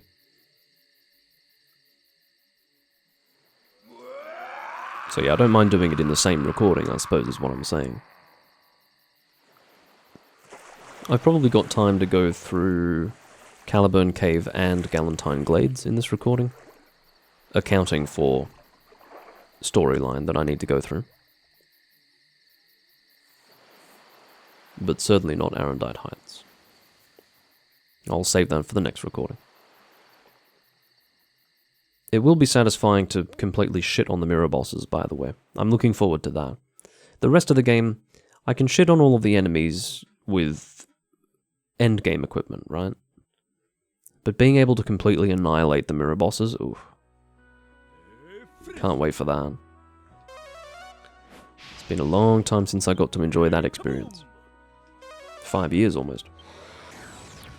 I think. I'm glad that last Could have been more. Sleepyhead. I bet you're tired from your turn with old Dow yesterday, eh? But you know what today is, don't you? Aye, that it is. Your 16th birthday, lad. So, don't keep Her Majesty waiting, son. Get your... No, I wouldn't like to keep Her Majesty waiting now, would I? Alright. Equipment.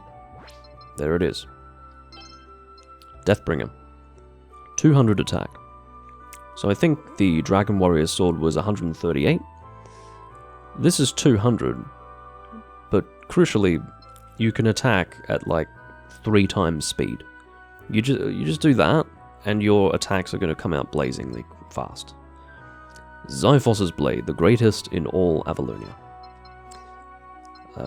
We don't start with anything. Oh, maybe this is special. I don't think we start with the Egg's Helm.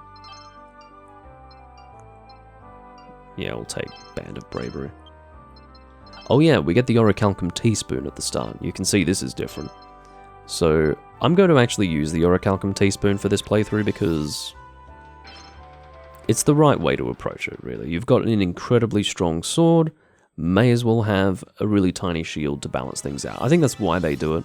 They're inviting you to at least give yourself some kind of disadvantage. Now, obviously, it looks really good because it's got 255 durability. Just to be clear, I don't think it's even possible to break that. I don't think you'd be able to intentionally drag a fight out long enough to break this thing. I don't know what happens when you break it, because I don't know if it's possible. But basically, you don't have to worry about durability because it's just a tiny little teaspoon. You're basically only able to block precisely where the block markers appear on the screen. So you get those little indications to say your attack is coming in this direction. Well, you need to position this teaspoon right on that marker, or where that marker was, in order to be able to guard. So it is obviously a challenge, but I think it's a fair challenge when you've got this sword. Because, just to be real clear, most enemies are going to die before they can even attack you when you use this sword. And that's a fact.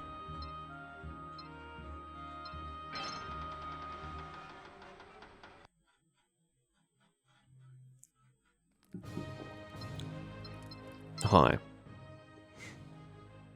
Because I've got a really overpowered sword, I will actually level up Claymore for once, for this particular playthrough.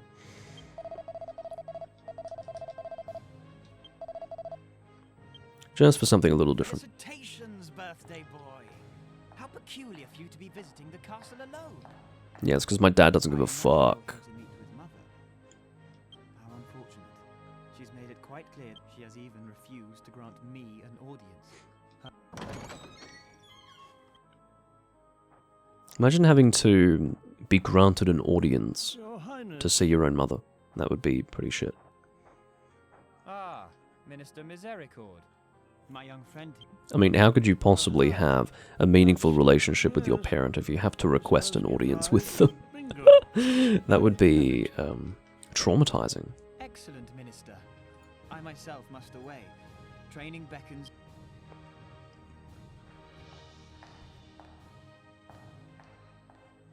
I shall come, if I may, somewhat...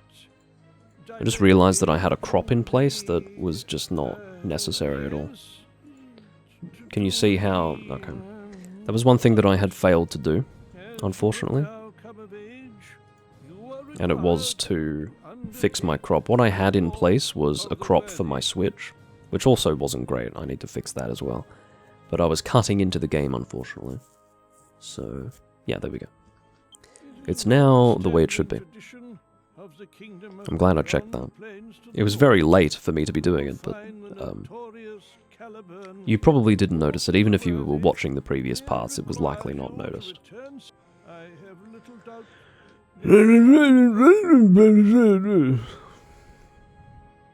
The walk of the worthy. Something, something.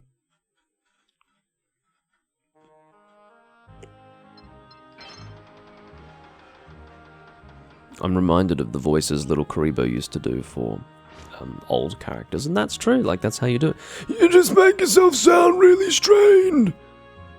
I'm so old. You know, like that. And it works. It's kind of funny. I mean, that's what they're doing with this guy. That's why he talks like this. When you make that really strained sound in your voice, it just makes you sound like an old man. Hello there, young man.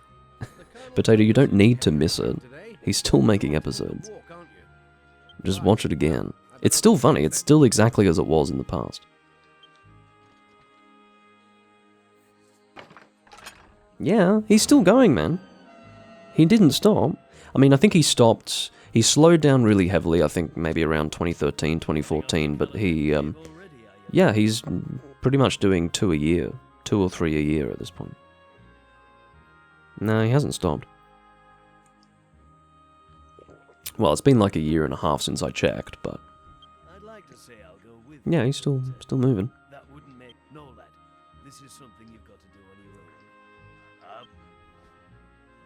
That's what I love about him. He takes his time with it, and as a result, they're all really consistent.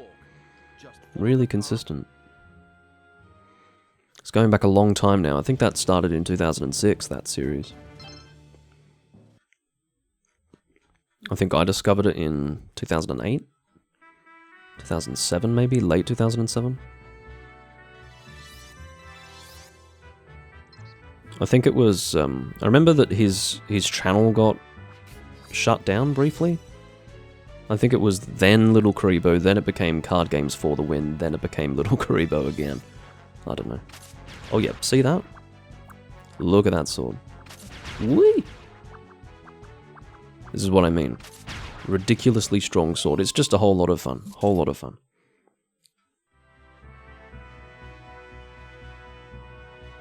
It's up to episode 86 now. There you go. Absolutely unreasonable swing. You know, if you can be accurate with that, you would be able to get an absolutely insane hit chain. But I'm not really expecting to be that accurate with it. Maybe that would be a way to succeed. That would be a challenge to set for yourself. If you really want to set a challenge, use the Deathbringer sword, but try to get 100% accuracy. So yeah, I mean, you can say that using this sword is a bit too much. You're a bit too overpowered, but there are ways to challenge yourself using it. And that would be an excellent way to do it.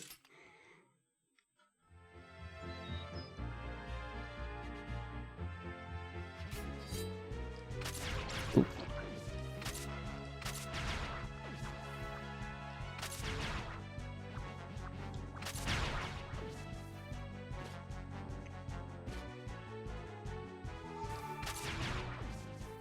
I'll be able to demonstrate the Master Stroke as well, but I'll save that until we reach the boss. So you're not going to see much of the boss, long story short. But you will see the Master Stroke. And it is Figure of Hate. You actually aren't given that name. I've been calling it Figure of Hate while we've been fighting Xiphos' Shade without that word ever coming up. At least I think, no, excuse me, it does come up. It comes up when he completes the Master Stroke. When he's swirling the sword above him. Comes up and says Figure of Hate. But when you select it from a list of Master Strokes here in this game, in other words, in this run of the game, it will be called Figure of Hate. That's what the Master Stroke is called.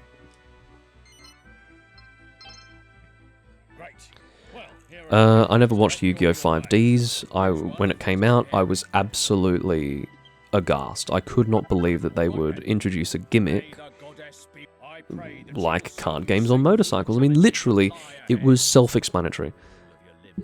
Card games on motorcycles. What? It didn't make any sense to me. I watched the original Yu-Gi-Oh! And GX. Good stuff. Good stuff. In dubbed, though, like most people did, because it was on TV, so early 2000s, early to mid-2000s, you know. So what would that be? 2003 through to 2006, 2007, watched Yu-Gi-Oh! And GX on television in Australia.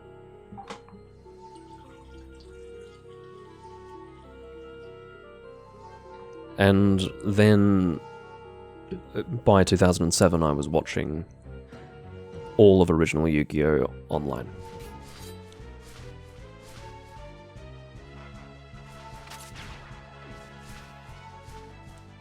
That's when I got to watch the, whatever it was called. The arc when they went to Egypt. I didn't watch that on television. I don't know if it aired. But, I'm pretty sure the Orichalcos arc aired on TV, didn't it? Yeah, pretty sure. Now, apparently 5Ds is genuinely good.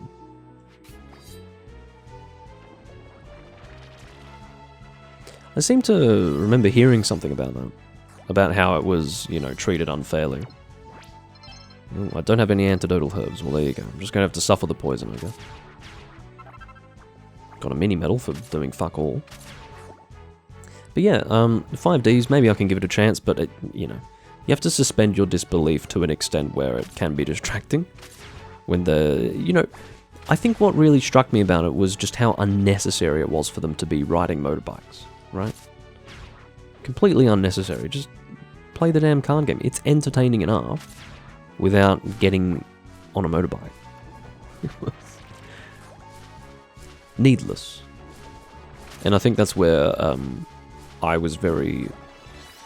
Yeah, I don't have... Oh, it's telling me how to use healing items, okay. Thought it was instructing me on the use of antidotal herbs, which I do not have. Set a focal point. Well, too late for that. Already done it. Debringer.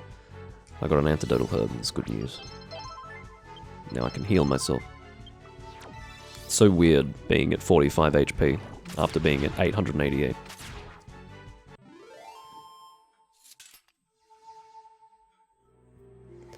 Well, so they did the same thing as with GX, I guess. Can I just say, one thing about dub versus sub when it comes to Yu-Gi-Oh! Is that the soundtrack of the 4Kids version absolutely knocks it out of the park. Absolutely makes the dub better, in my opinion. If it weren't for the soundtrack, I would listen. Do you know what? It's not just if it weren't for the 4Kids soundtrack. It's not just that. The soundtrack for the Japanese version was just bottom of the barrel. It was... They didn't care. It's very clear that they didn't care. Very, very clear. That it was not a point of interest for them. It wasn't something they wanted to do well. It was just whatever. Some of the voice acting as well was much better. Like, for example, Malik was much better. Particularly Yami Malik. He was... he sounded very, very standard, very... almost like a casual guy. Like, he sounded like a random guy off the street in the Japanese version, but in the 4Kids version, he actually sounded like a crazed madman. That's what he sounded like.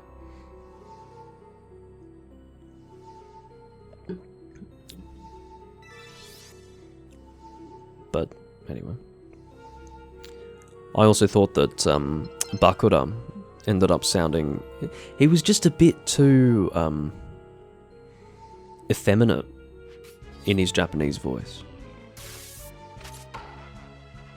I think he was actually voiced by a woman. I could be wrong about that, but he sounded like it. And it was just distracting because the English voice actor for Bakura was phenomenal. Phenomenal. To say he knocked it out of the park would be an understatement. He was absolutely, flawlessly incredible for that character. And, like, especially his laugh, you know. I think back to, you know, the scene in the second to last arc where I think he summons Deerbound and they can't actually contain it within the stone tablet. And you just see his head bowed down with his hair covering his face. You know, mouth open wide and just cackling. And the performance of that was just... It was theatre, visually. The vocal performance... Like, so for example, the voice acting, the presentation of the original Japanese version, obviously, because they don't change the animations. They obviously make small edits. 4Kids do anyway. But, you know, combining the presentation of the original Japanese version with the 4Kids dub and the soundtrack made for theatre in many parts of the original Yu-Gi-Oh! Yu-Gi-Oh! GX I'm a little bit less interested in generally. It's okay. Look, at the time that it was coming out, I didn't like it. So when it was new, I was very unenthused. It was mildly entertaining, but obviously nowhere near as good as the original Yu-Gi-Oh! Nowadays, I feel better about it. I think it was the arc where they got sent into an alternate dimension where the school ended up in the middle of like a desert. I actually quite enjoyed that arc because it was, I mean, yeah, they did have the slightly tired trope of, you know, zombie apocalypse going on there, but aside from that, it felt really adventuresome and uncertain as to what was going to happen next. I really enjoyed that. But yeah. I actually didn't find that arc to be boring at all, and it was because of the way they were just completely uprooted and put in a different scenario to anything prior to that point. It was like, oh, what's going to happen? And I found that pretty engaging. Oh, okay. We don't get a Master Stroke for the standard level of the sword. We won't actually get the Master Stroke until we upgrade it, which is fine. We've got a strong enough sword as it is, don't need to rely on Master Strokes. Case in point. Goodbye, Mr. Worthington.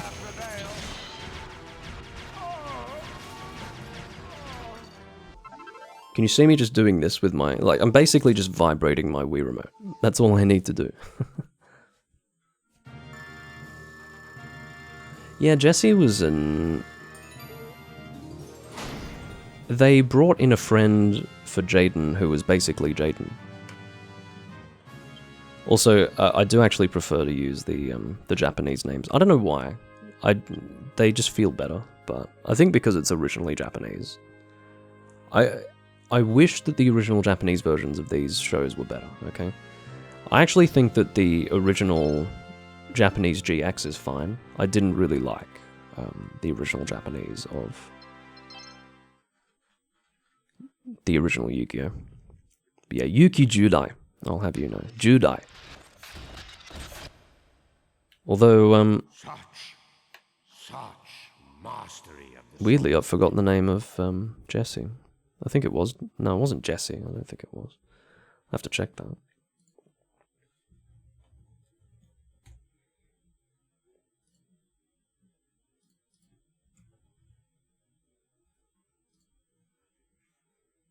It's, Oh, come on, you better give his goddamn...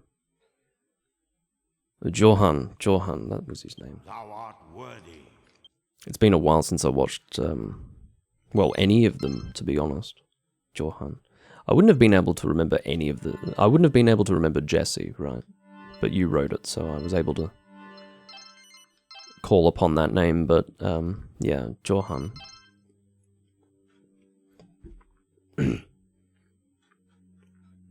Maybe it was Johan. I don't remember if it was Johan or Johan. I think it was Johan, actually.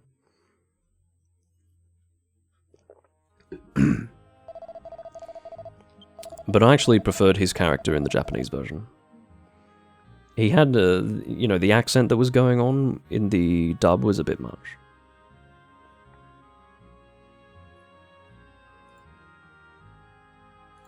Definitely a bit much.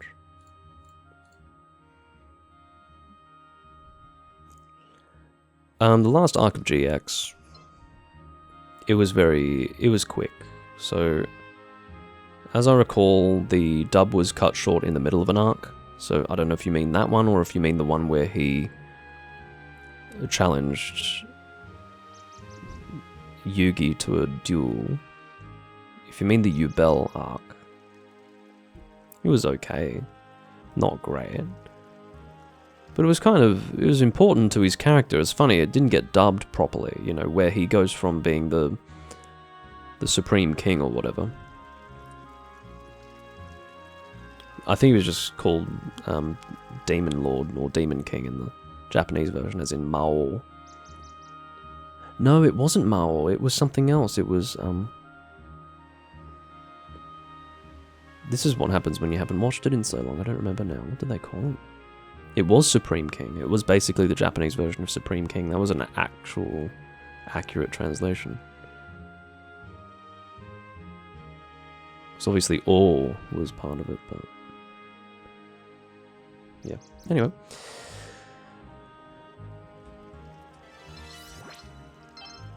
They didn't actually properly show him acquiring Yubel's power in the dubbed version. and in pretty much all appearances of Jiudai from then on, he's had those yellow eyes, or at least that's been part of his character, his ability to have those yellow eyes, so it's a little awkward. What are you doing standing off in here? I've never seen you here. I don't think I've ever talked to this guy. Ever. In all of the playthroughs that I've done of Dragon Quest Swords, I've never spoken to this guy.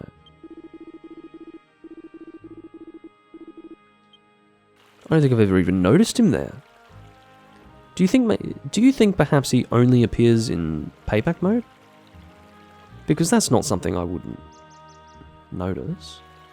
I'd notice that and I'd talk to him.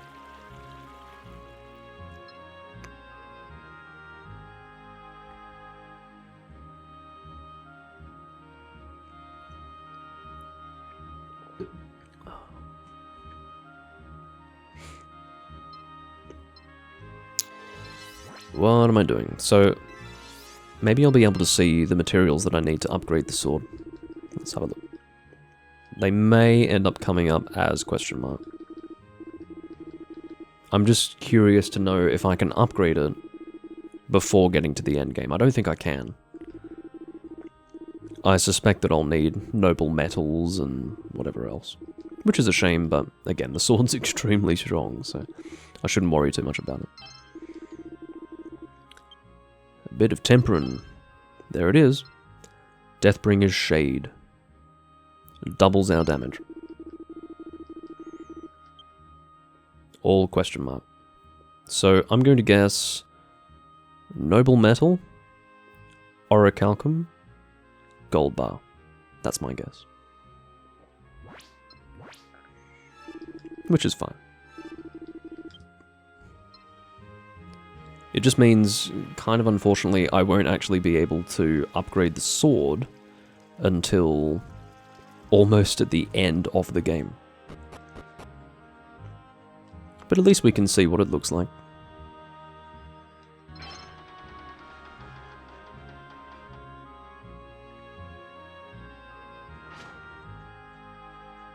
But yeah, I could talk about Yu-Gi-Oh for forever. The anime. I have to say, it's worth watching the Japanese version if you haven't. I would strongly recommend it. It's informative.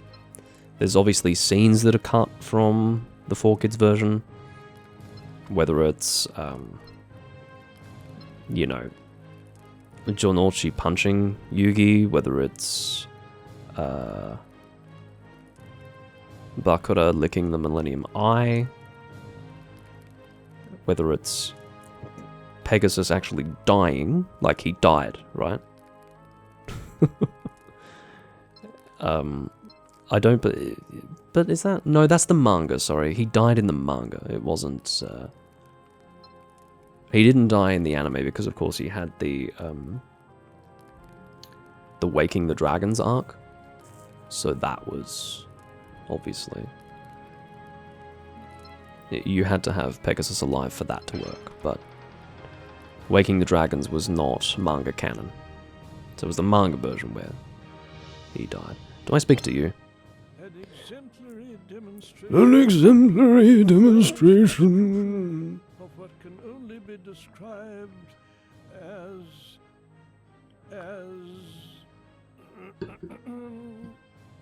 well, shut up.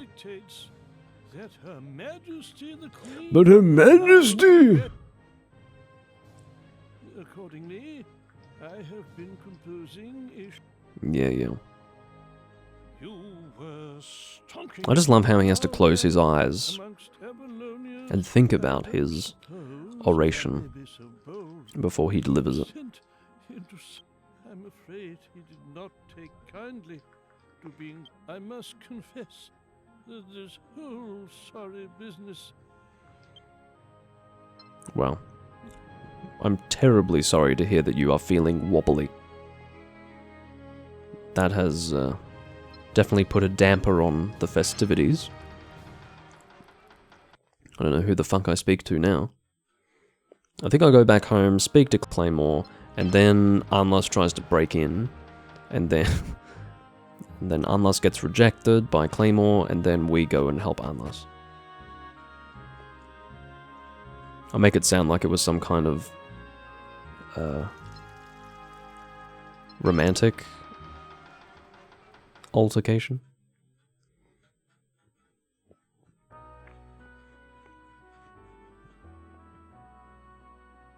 And there he is. Done already, lad? So, how did it go? Yeah, I am done already. It's because I've got a ridiculously strong sword. Did I mention that the guy that you helped to defeat, however many years ago it was, 4 years ago, 6 years ago? Yeah, so I've got his sword. No, she wasn't at the castle. Then where's she gone? Your eyes are extremely green. I hadn't actually noticed how green your eyes were until just now. It is I, Prince Anlas.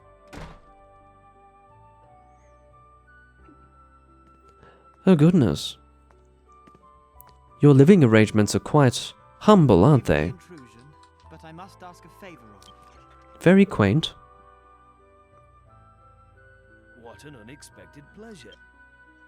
I am far from well, sir. Were her aloofness limited to her public demeanor, but she is as a stranger to her own. My boy here was just... Quite so. Mother has ventured off. There he is, quite so, quite so. I concur.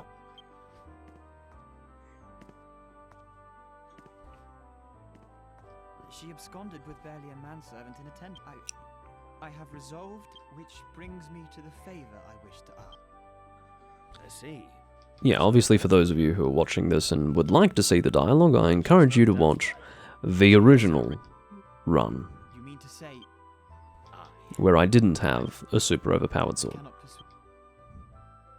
No, lad. I'm afraid you can't. Order him.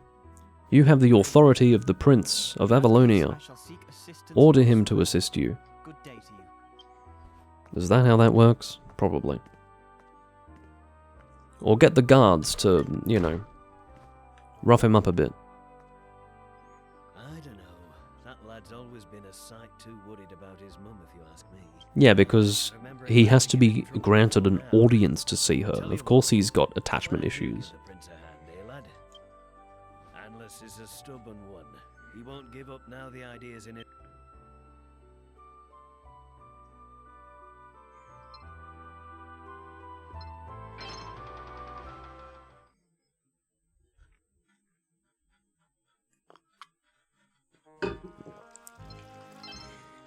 For a brief moment, you didn't have a head. Or maybe you had a head but didn't have a body. Ah, It was one of those two. it's you. I hardly need mention how downcast. But of course. Being There you go, refused pointing at me again. includes- Will you accompany me to Galentine Glade? Yes, I shall. With my Deathbringer's sword. Thank you. Nothing shall stand in my way. I'm informed that monsters abide in Galentine.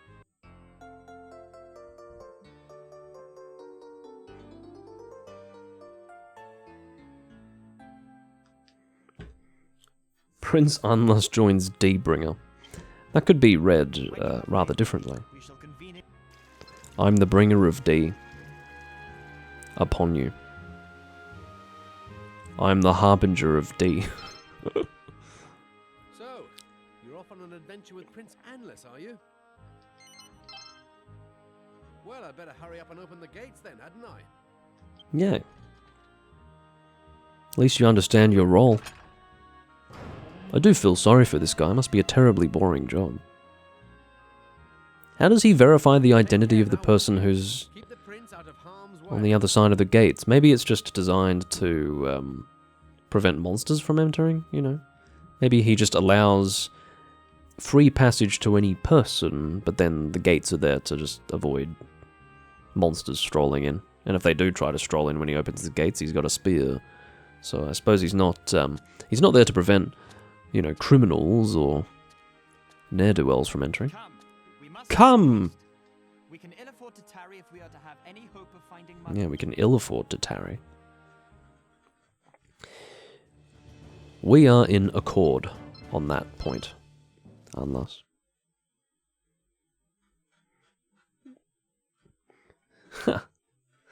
I don't think we're bribing the guy to leave. I think it's more, I was just struck by the fact that there's no peephole.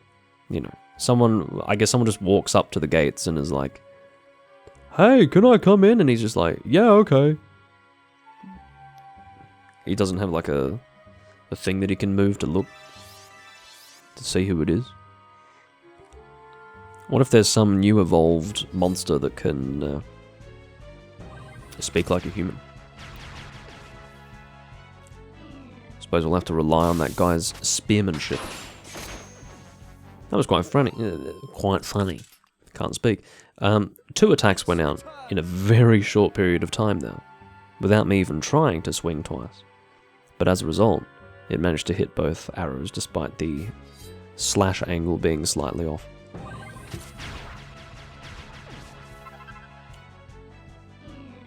Is it worth trying to get a good score? Oh, well, probably not going to get it now. Oh, for goodness sake. Yeah, go away. For Avalonia and for victory! They could have done a better job with the Deathbringer's sword. It's actually got a white outline.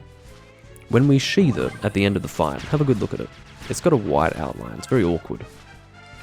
Looks like something someone did in Microsoft Paint. Look at that. That's awful. They really could have done a better job than that. I know they could. Do you know why? Because I could do a better job than that. I personally could do a better job than that. So they certainly could have. I'll be back in just a moment. I need to go to the bathroom.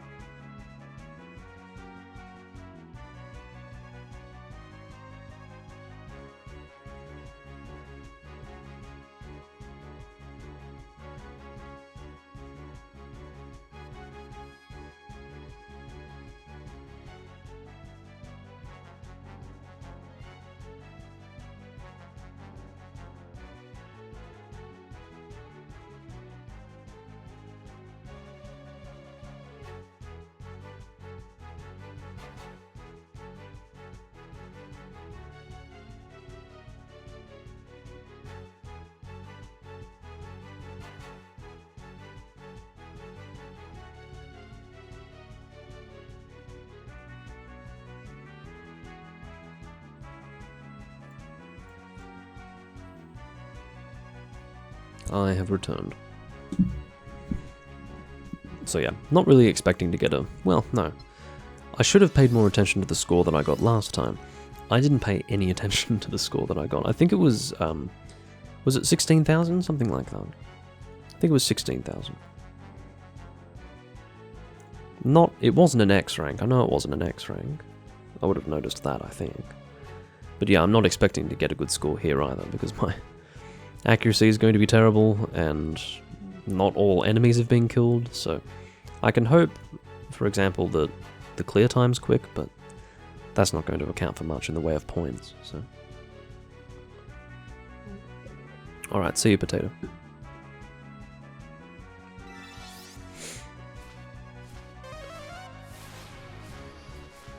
You can probably get a good idea of what is required to block things with the Orichalcum Teaspoon. It is as I described. You basically have to... Oh, I need to change your tactics, sir. Well, there you go. Turned out that you did actually need to take time off work after all. Food poisoning, huh? Well, that sucks. Sorry to hear that. Oh, whoops, I selected Show No Mercy. I meant to select Follow Orders. Yeah, Follow Orders, Prince of Avalonia.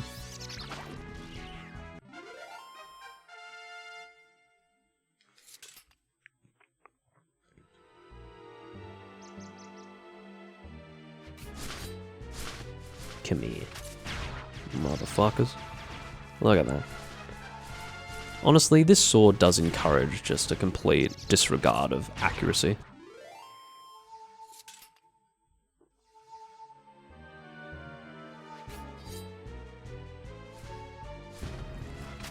No, you don't.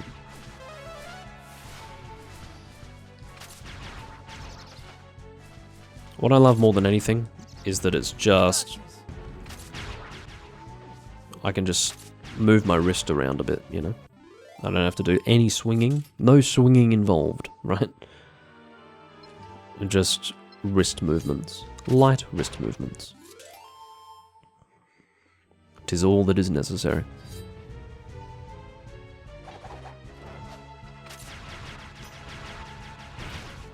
Even did a thrust there, for good measure.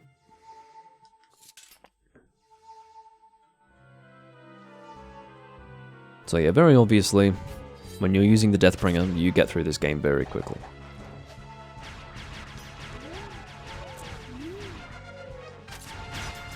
Let's get that fucking slime.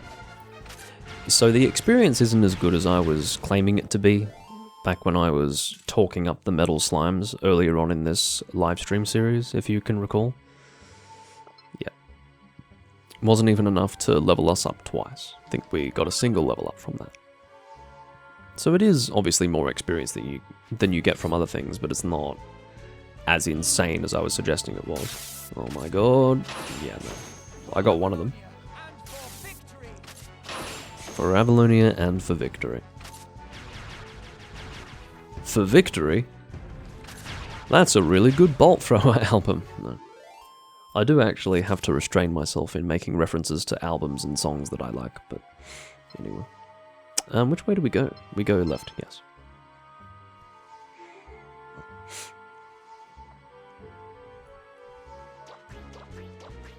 But I've been listening to Bolt Thrower recently, so I couldn't resist the temptation.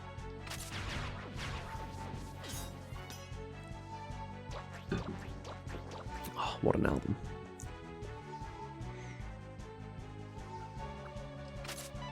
Alright, good for you. We have to wait for the sad one to leave before we can finish, by the way. I found that out while I was getting the Zenithian sword, which I did entirely off camera, and I didn't actually really discuss the process. I just said, oh, I've got a sword now, and then I just expected that you guys would accept it. And I'm sure that you did, but, you know, it would have been nice if I told the story. Basically, I did.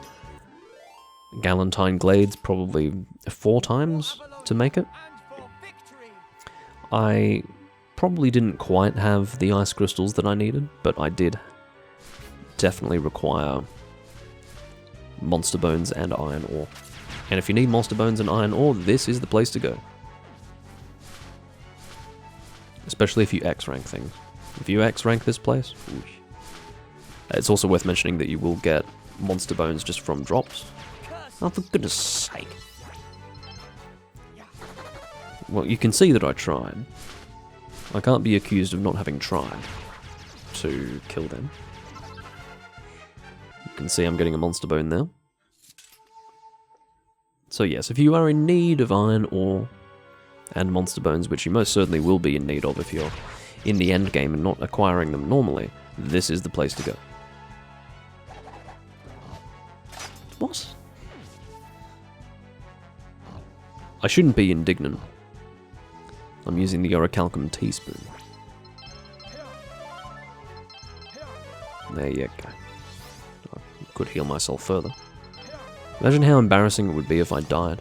It's possible. Like, if I were being extremely negligent, it is possible that I'd be able to do that. Oh, love it. Love it. I don't even need to turn my... Ooh, that's going to affect my accuracy. I don't even need to turn my Wii Remote in the direction of the sensor bar. I can just sort of hold it like this and just vibrate it. So good.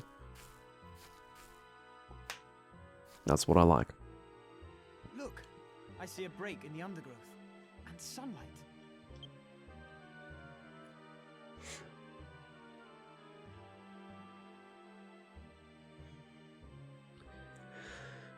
Now I'm reminded of the fact that we have to do the whole Fleurette cutscene. Mother walked along this same path. I just don't know how Fleurette and her outfit squares with this world. You assume that it's kind of medieval, right? So why is she dressed like a goth? I just don't understand.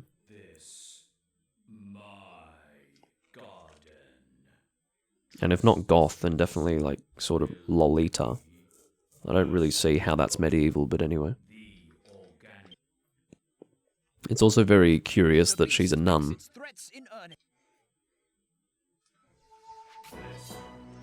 Briquet. Honestly, that name...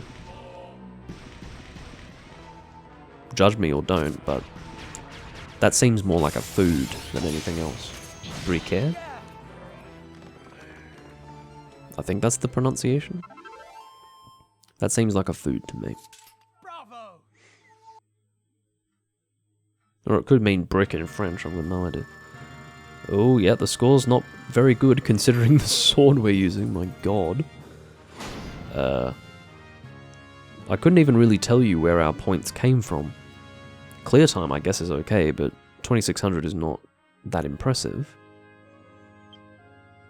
Skillful Squire, we have now become a Knight Errant.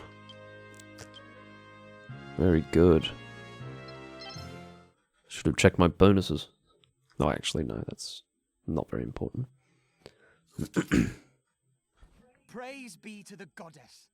The fiend is defeated at last. No, you needn't praise the goddess. It's actually the Deathbringer that you should be directing your Come, gratitude must make towards.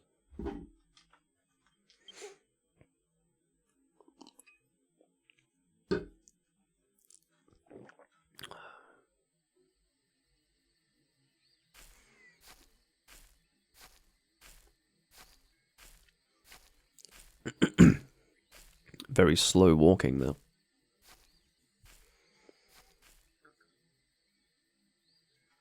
Look, a hut. Someone surely resides here. Surely resides there. What do you mean surely?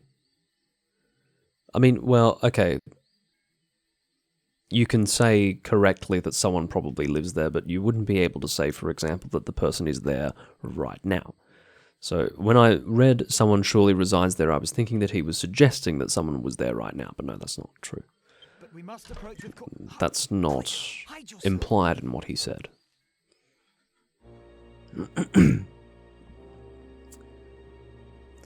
It is Queen Cortana, with her outfit that is very similar, eerily similar in fact, to Prince Anlas's outfit.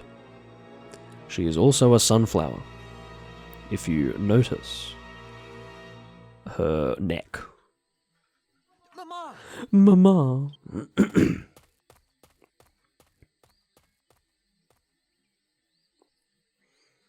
Too late. She's gone. Did you see her mask? She has taken to wearing it a bit. Imagine being distressed, confused, uncertain, but when you turn around you still do this. But she will not be gone on why. What the fuck? It is a mystery, even to me.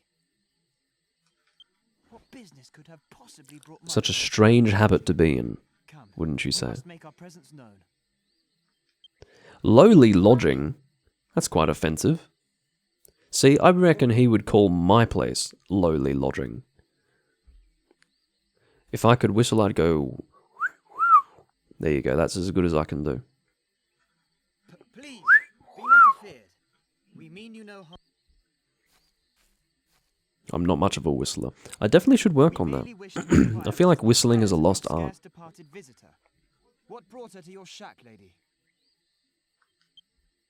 That is not And I'm not what referring it is. to wolf whistling women in public, just to be very clear. I'm just talking about whistling in general. Like, for example, whistling a tune while you're going about your day. It's not something that you really encounter anymore.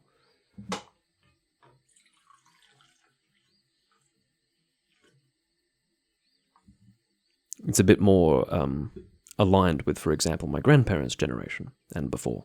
But these days, not much whistling goes on. Forgive me, lady. I have not yet introduced myself. And Prince of Avalonia at your service. That's very interesting. Ah, oui. Yes, I'm sorry, I am much too French to understand. your earring. Sorry, that was particularly towards the end. That was a really bad attempt at a French accent, but it is a present from Mama. understand. No, that still sounds unnatural and slightly ridiculous. But that is by the by. I command you to tell me why. The French do not sound ridiculous when they talk. They sound quite elegant. That was not elegant, just to be very clear. I would not want to offend any French person listening. I tried to help him, but my magic was useless. He left me here alone. It's funny though, the French accent is I do not know where he is not just the now. French accent, but the French language is polarizing. You know, some people really don't like it. I love it. I love the French accent. I love the French language. It's actually beautiful to me. To my ears, it's tremendous. I love every aspect of it. Even the bits that can be harsh. You know this?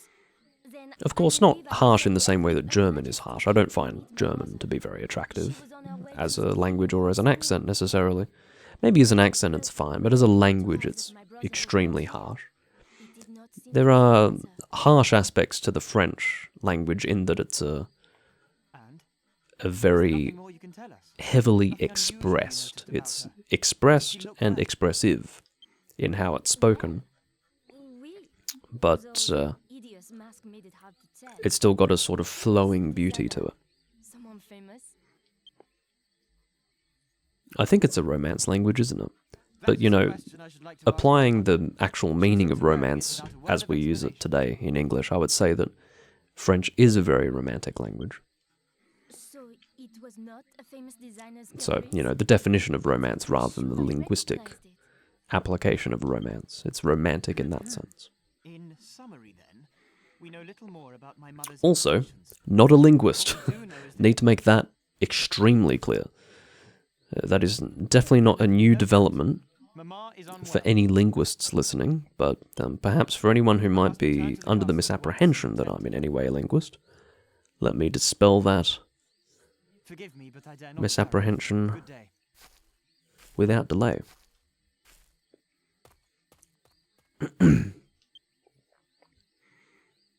You can possibly tell that I'm just crapping on at this point, because there's a cutscene going on that I can't skip, and I knew I Yeah. had seen the mask before. I have to say, if you, pretty much everything to do with this outfit would be fine today, if you went out in public wearing it. I mean, you get a few looks, but, you know, it's fine. You're wearing that outfit. But the hair and the feather in the hair in particular is very dramatic. Assumed it must be because it Very was the dramatic. work of a famous designer, but no. If you looked exactly like this but had straight black hair, that would probably be. It is Fine. the mask I once saw when I was lost in the mountains. At Arondite Heights. Arondite Heights. I was just a young girl. I remember only that I found the mask. I do not have a good feeling about this. Why would the queen wear such a mask? It was no coincidence that she was not surprised when I told her. She knows something. Of that I am sure. The only thing that I don't like Ask about me to tell her again. Toriyama Akira's art style is that her face looks like a doll, like she's got a doll's face. I will go to the castle and I will demand from her the truth. And I don't mean that as a compliment, I mean that she literally looks like a doll. It's particularly noticeable with female characters. I need to make sure not to accidentally overwrite that save. I don't imagine that I would do that, but you never know.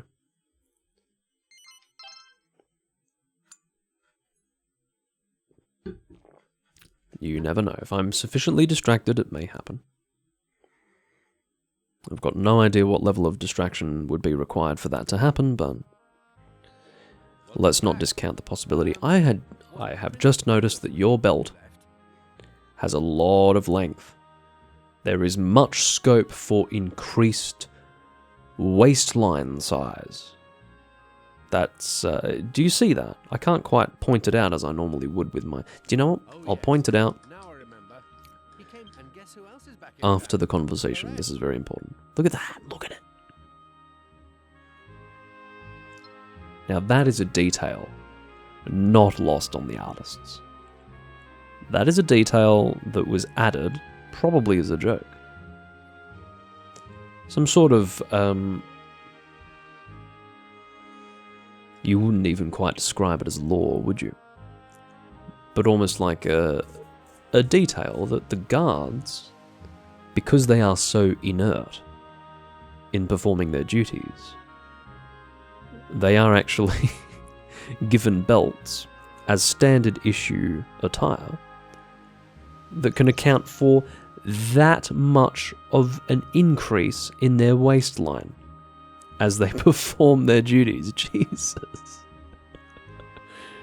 Imagine how obese you would have to be to make full use of this belt. That's, you know, the things that you notice after playing a game for 15 years. It's amazing. I've never even taken notice of that before. Unbelievable.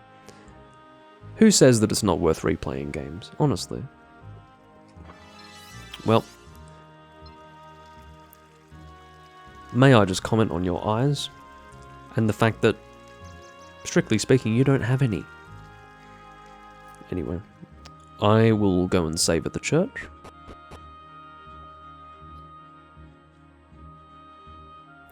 And then that will be it for this recording. Actually, I'll speak to you. I've mentioned it before, but actually the sound of the letters appearing on the screen in the dialogue box indicates whether the person has a high pitch or a low pitch to their voice. Listen to how high her pitch is. So just imagine like the most high pitch anime girl voice you can think of. That's going to be her voice. Fleurette abandoned her sisterly endeavors 5 years ago for a life of seclusion. It's strange to find her among us once more. She was so well suited to the spiritual way of life. We were all convinced she'd become a very important figure in the church one day. And now look at her. She's dressed like a fucking goth. And we all know that goths don't amount to anything, no. More that it's very incompatible with, I guess, church life.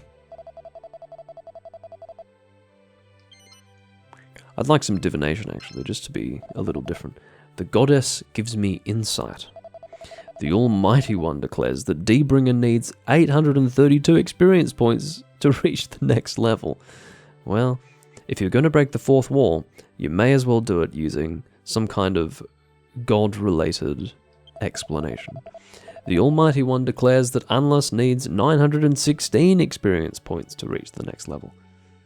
I don't recall requesting the personal details of Anlas. He may follow me, but, you know, surely that's a little personal. Also, your cross at this stage is crossing the threshold into statement jewelry. Just want to be very clear about that. I mean, that's not a necklace of the devout. That's a check me out. Check out my cross.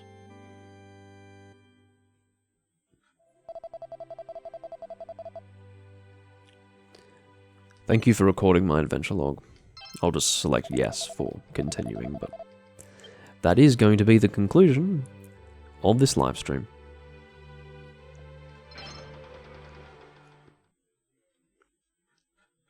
I'll find a good spot to look at.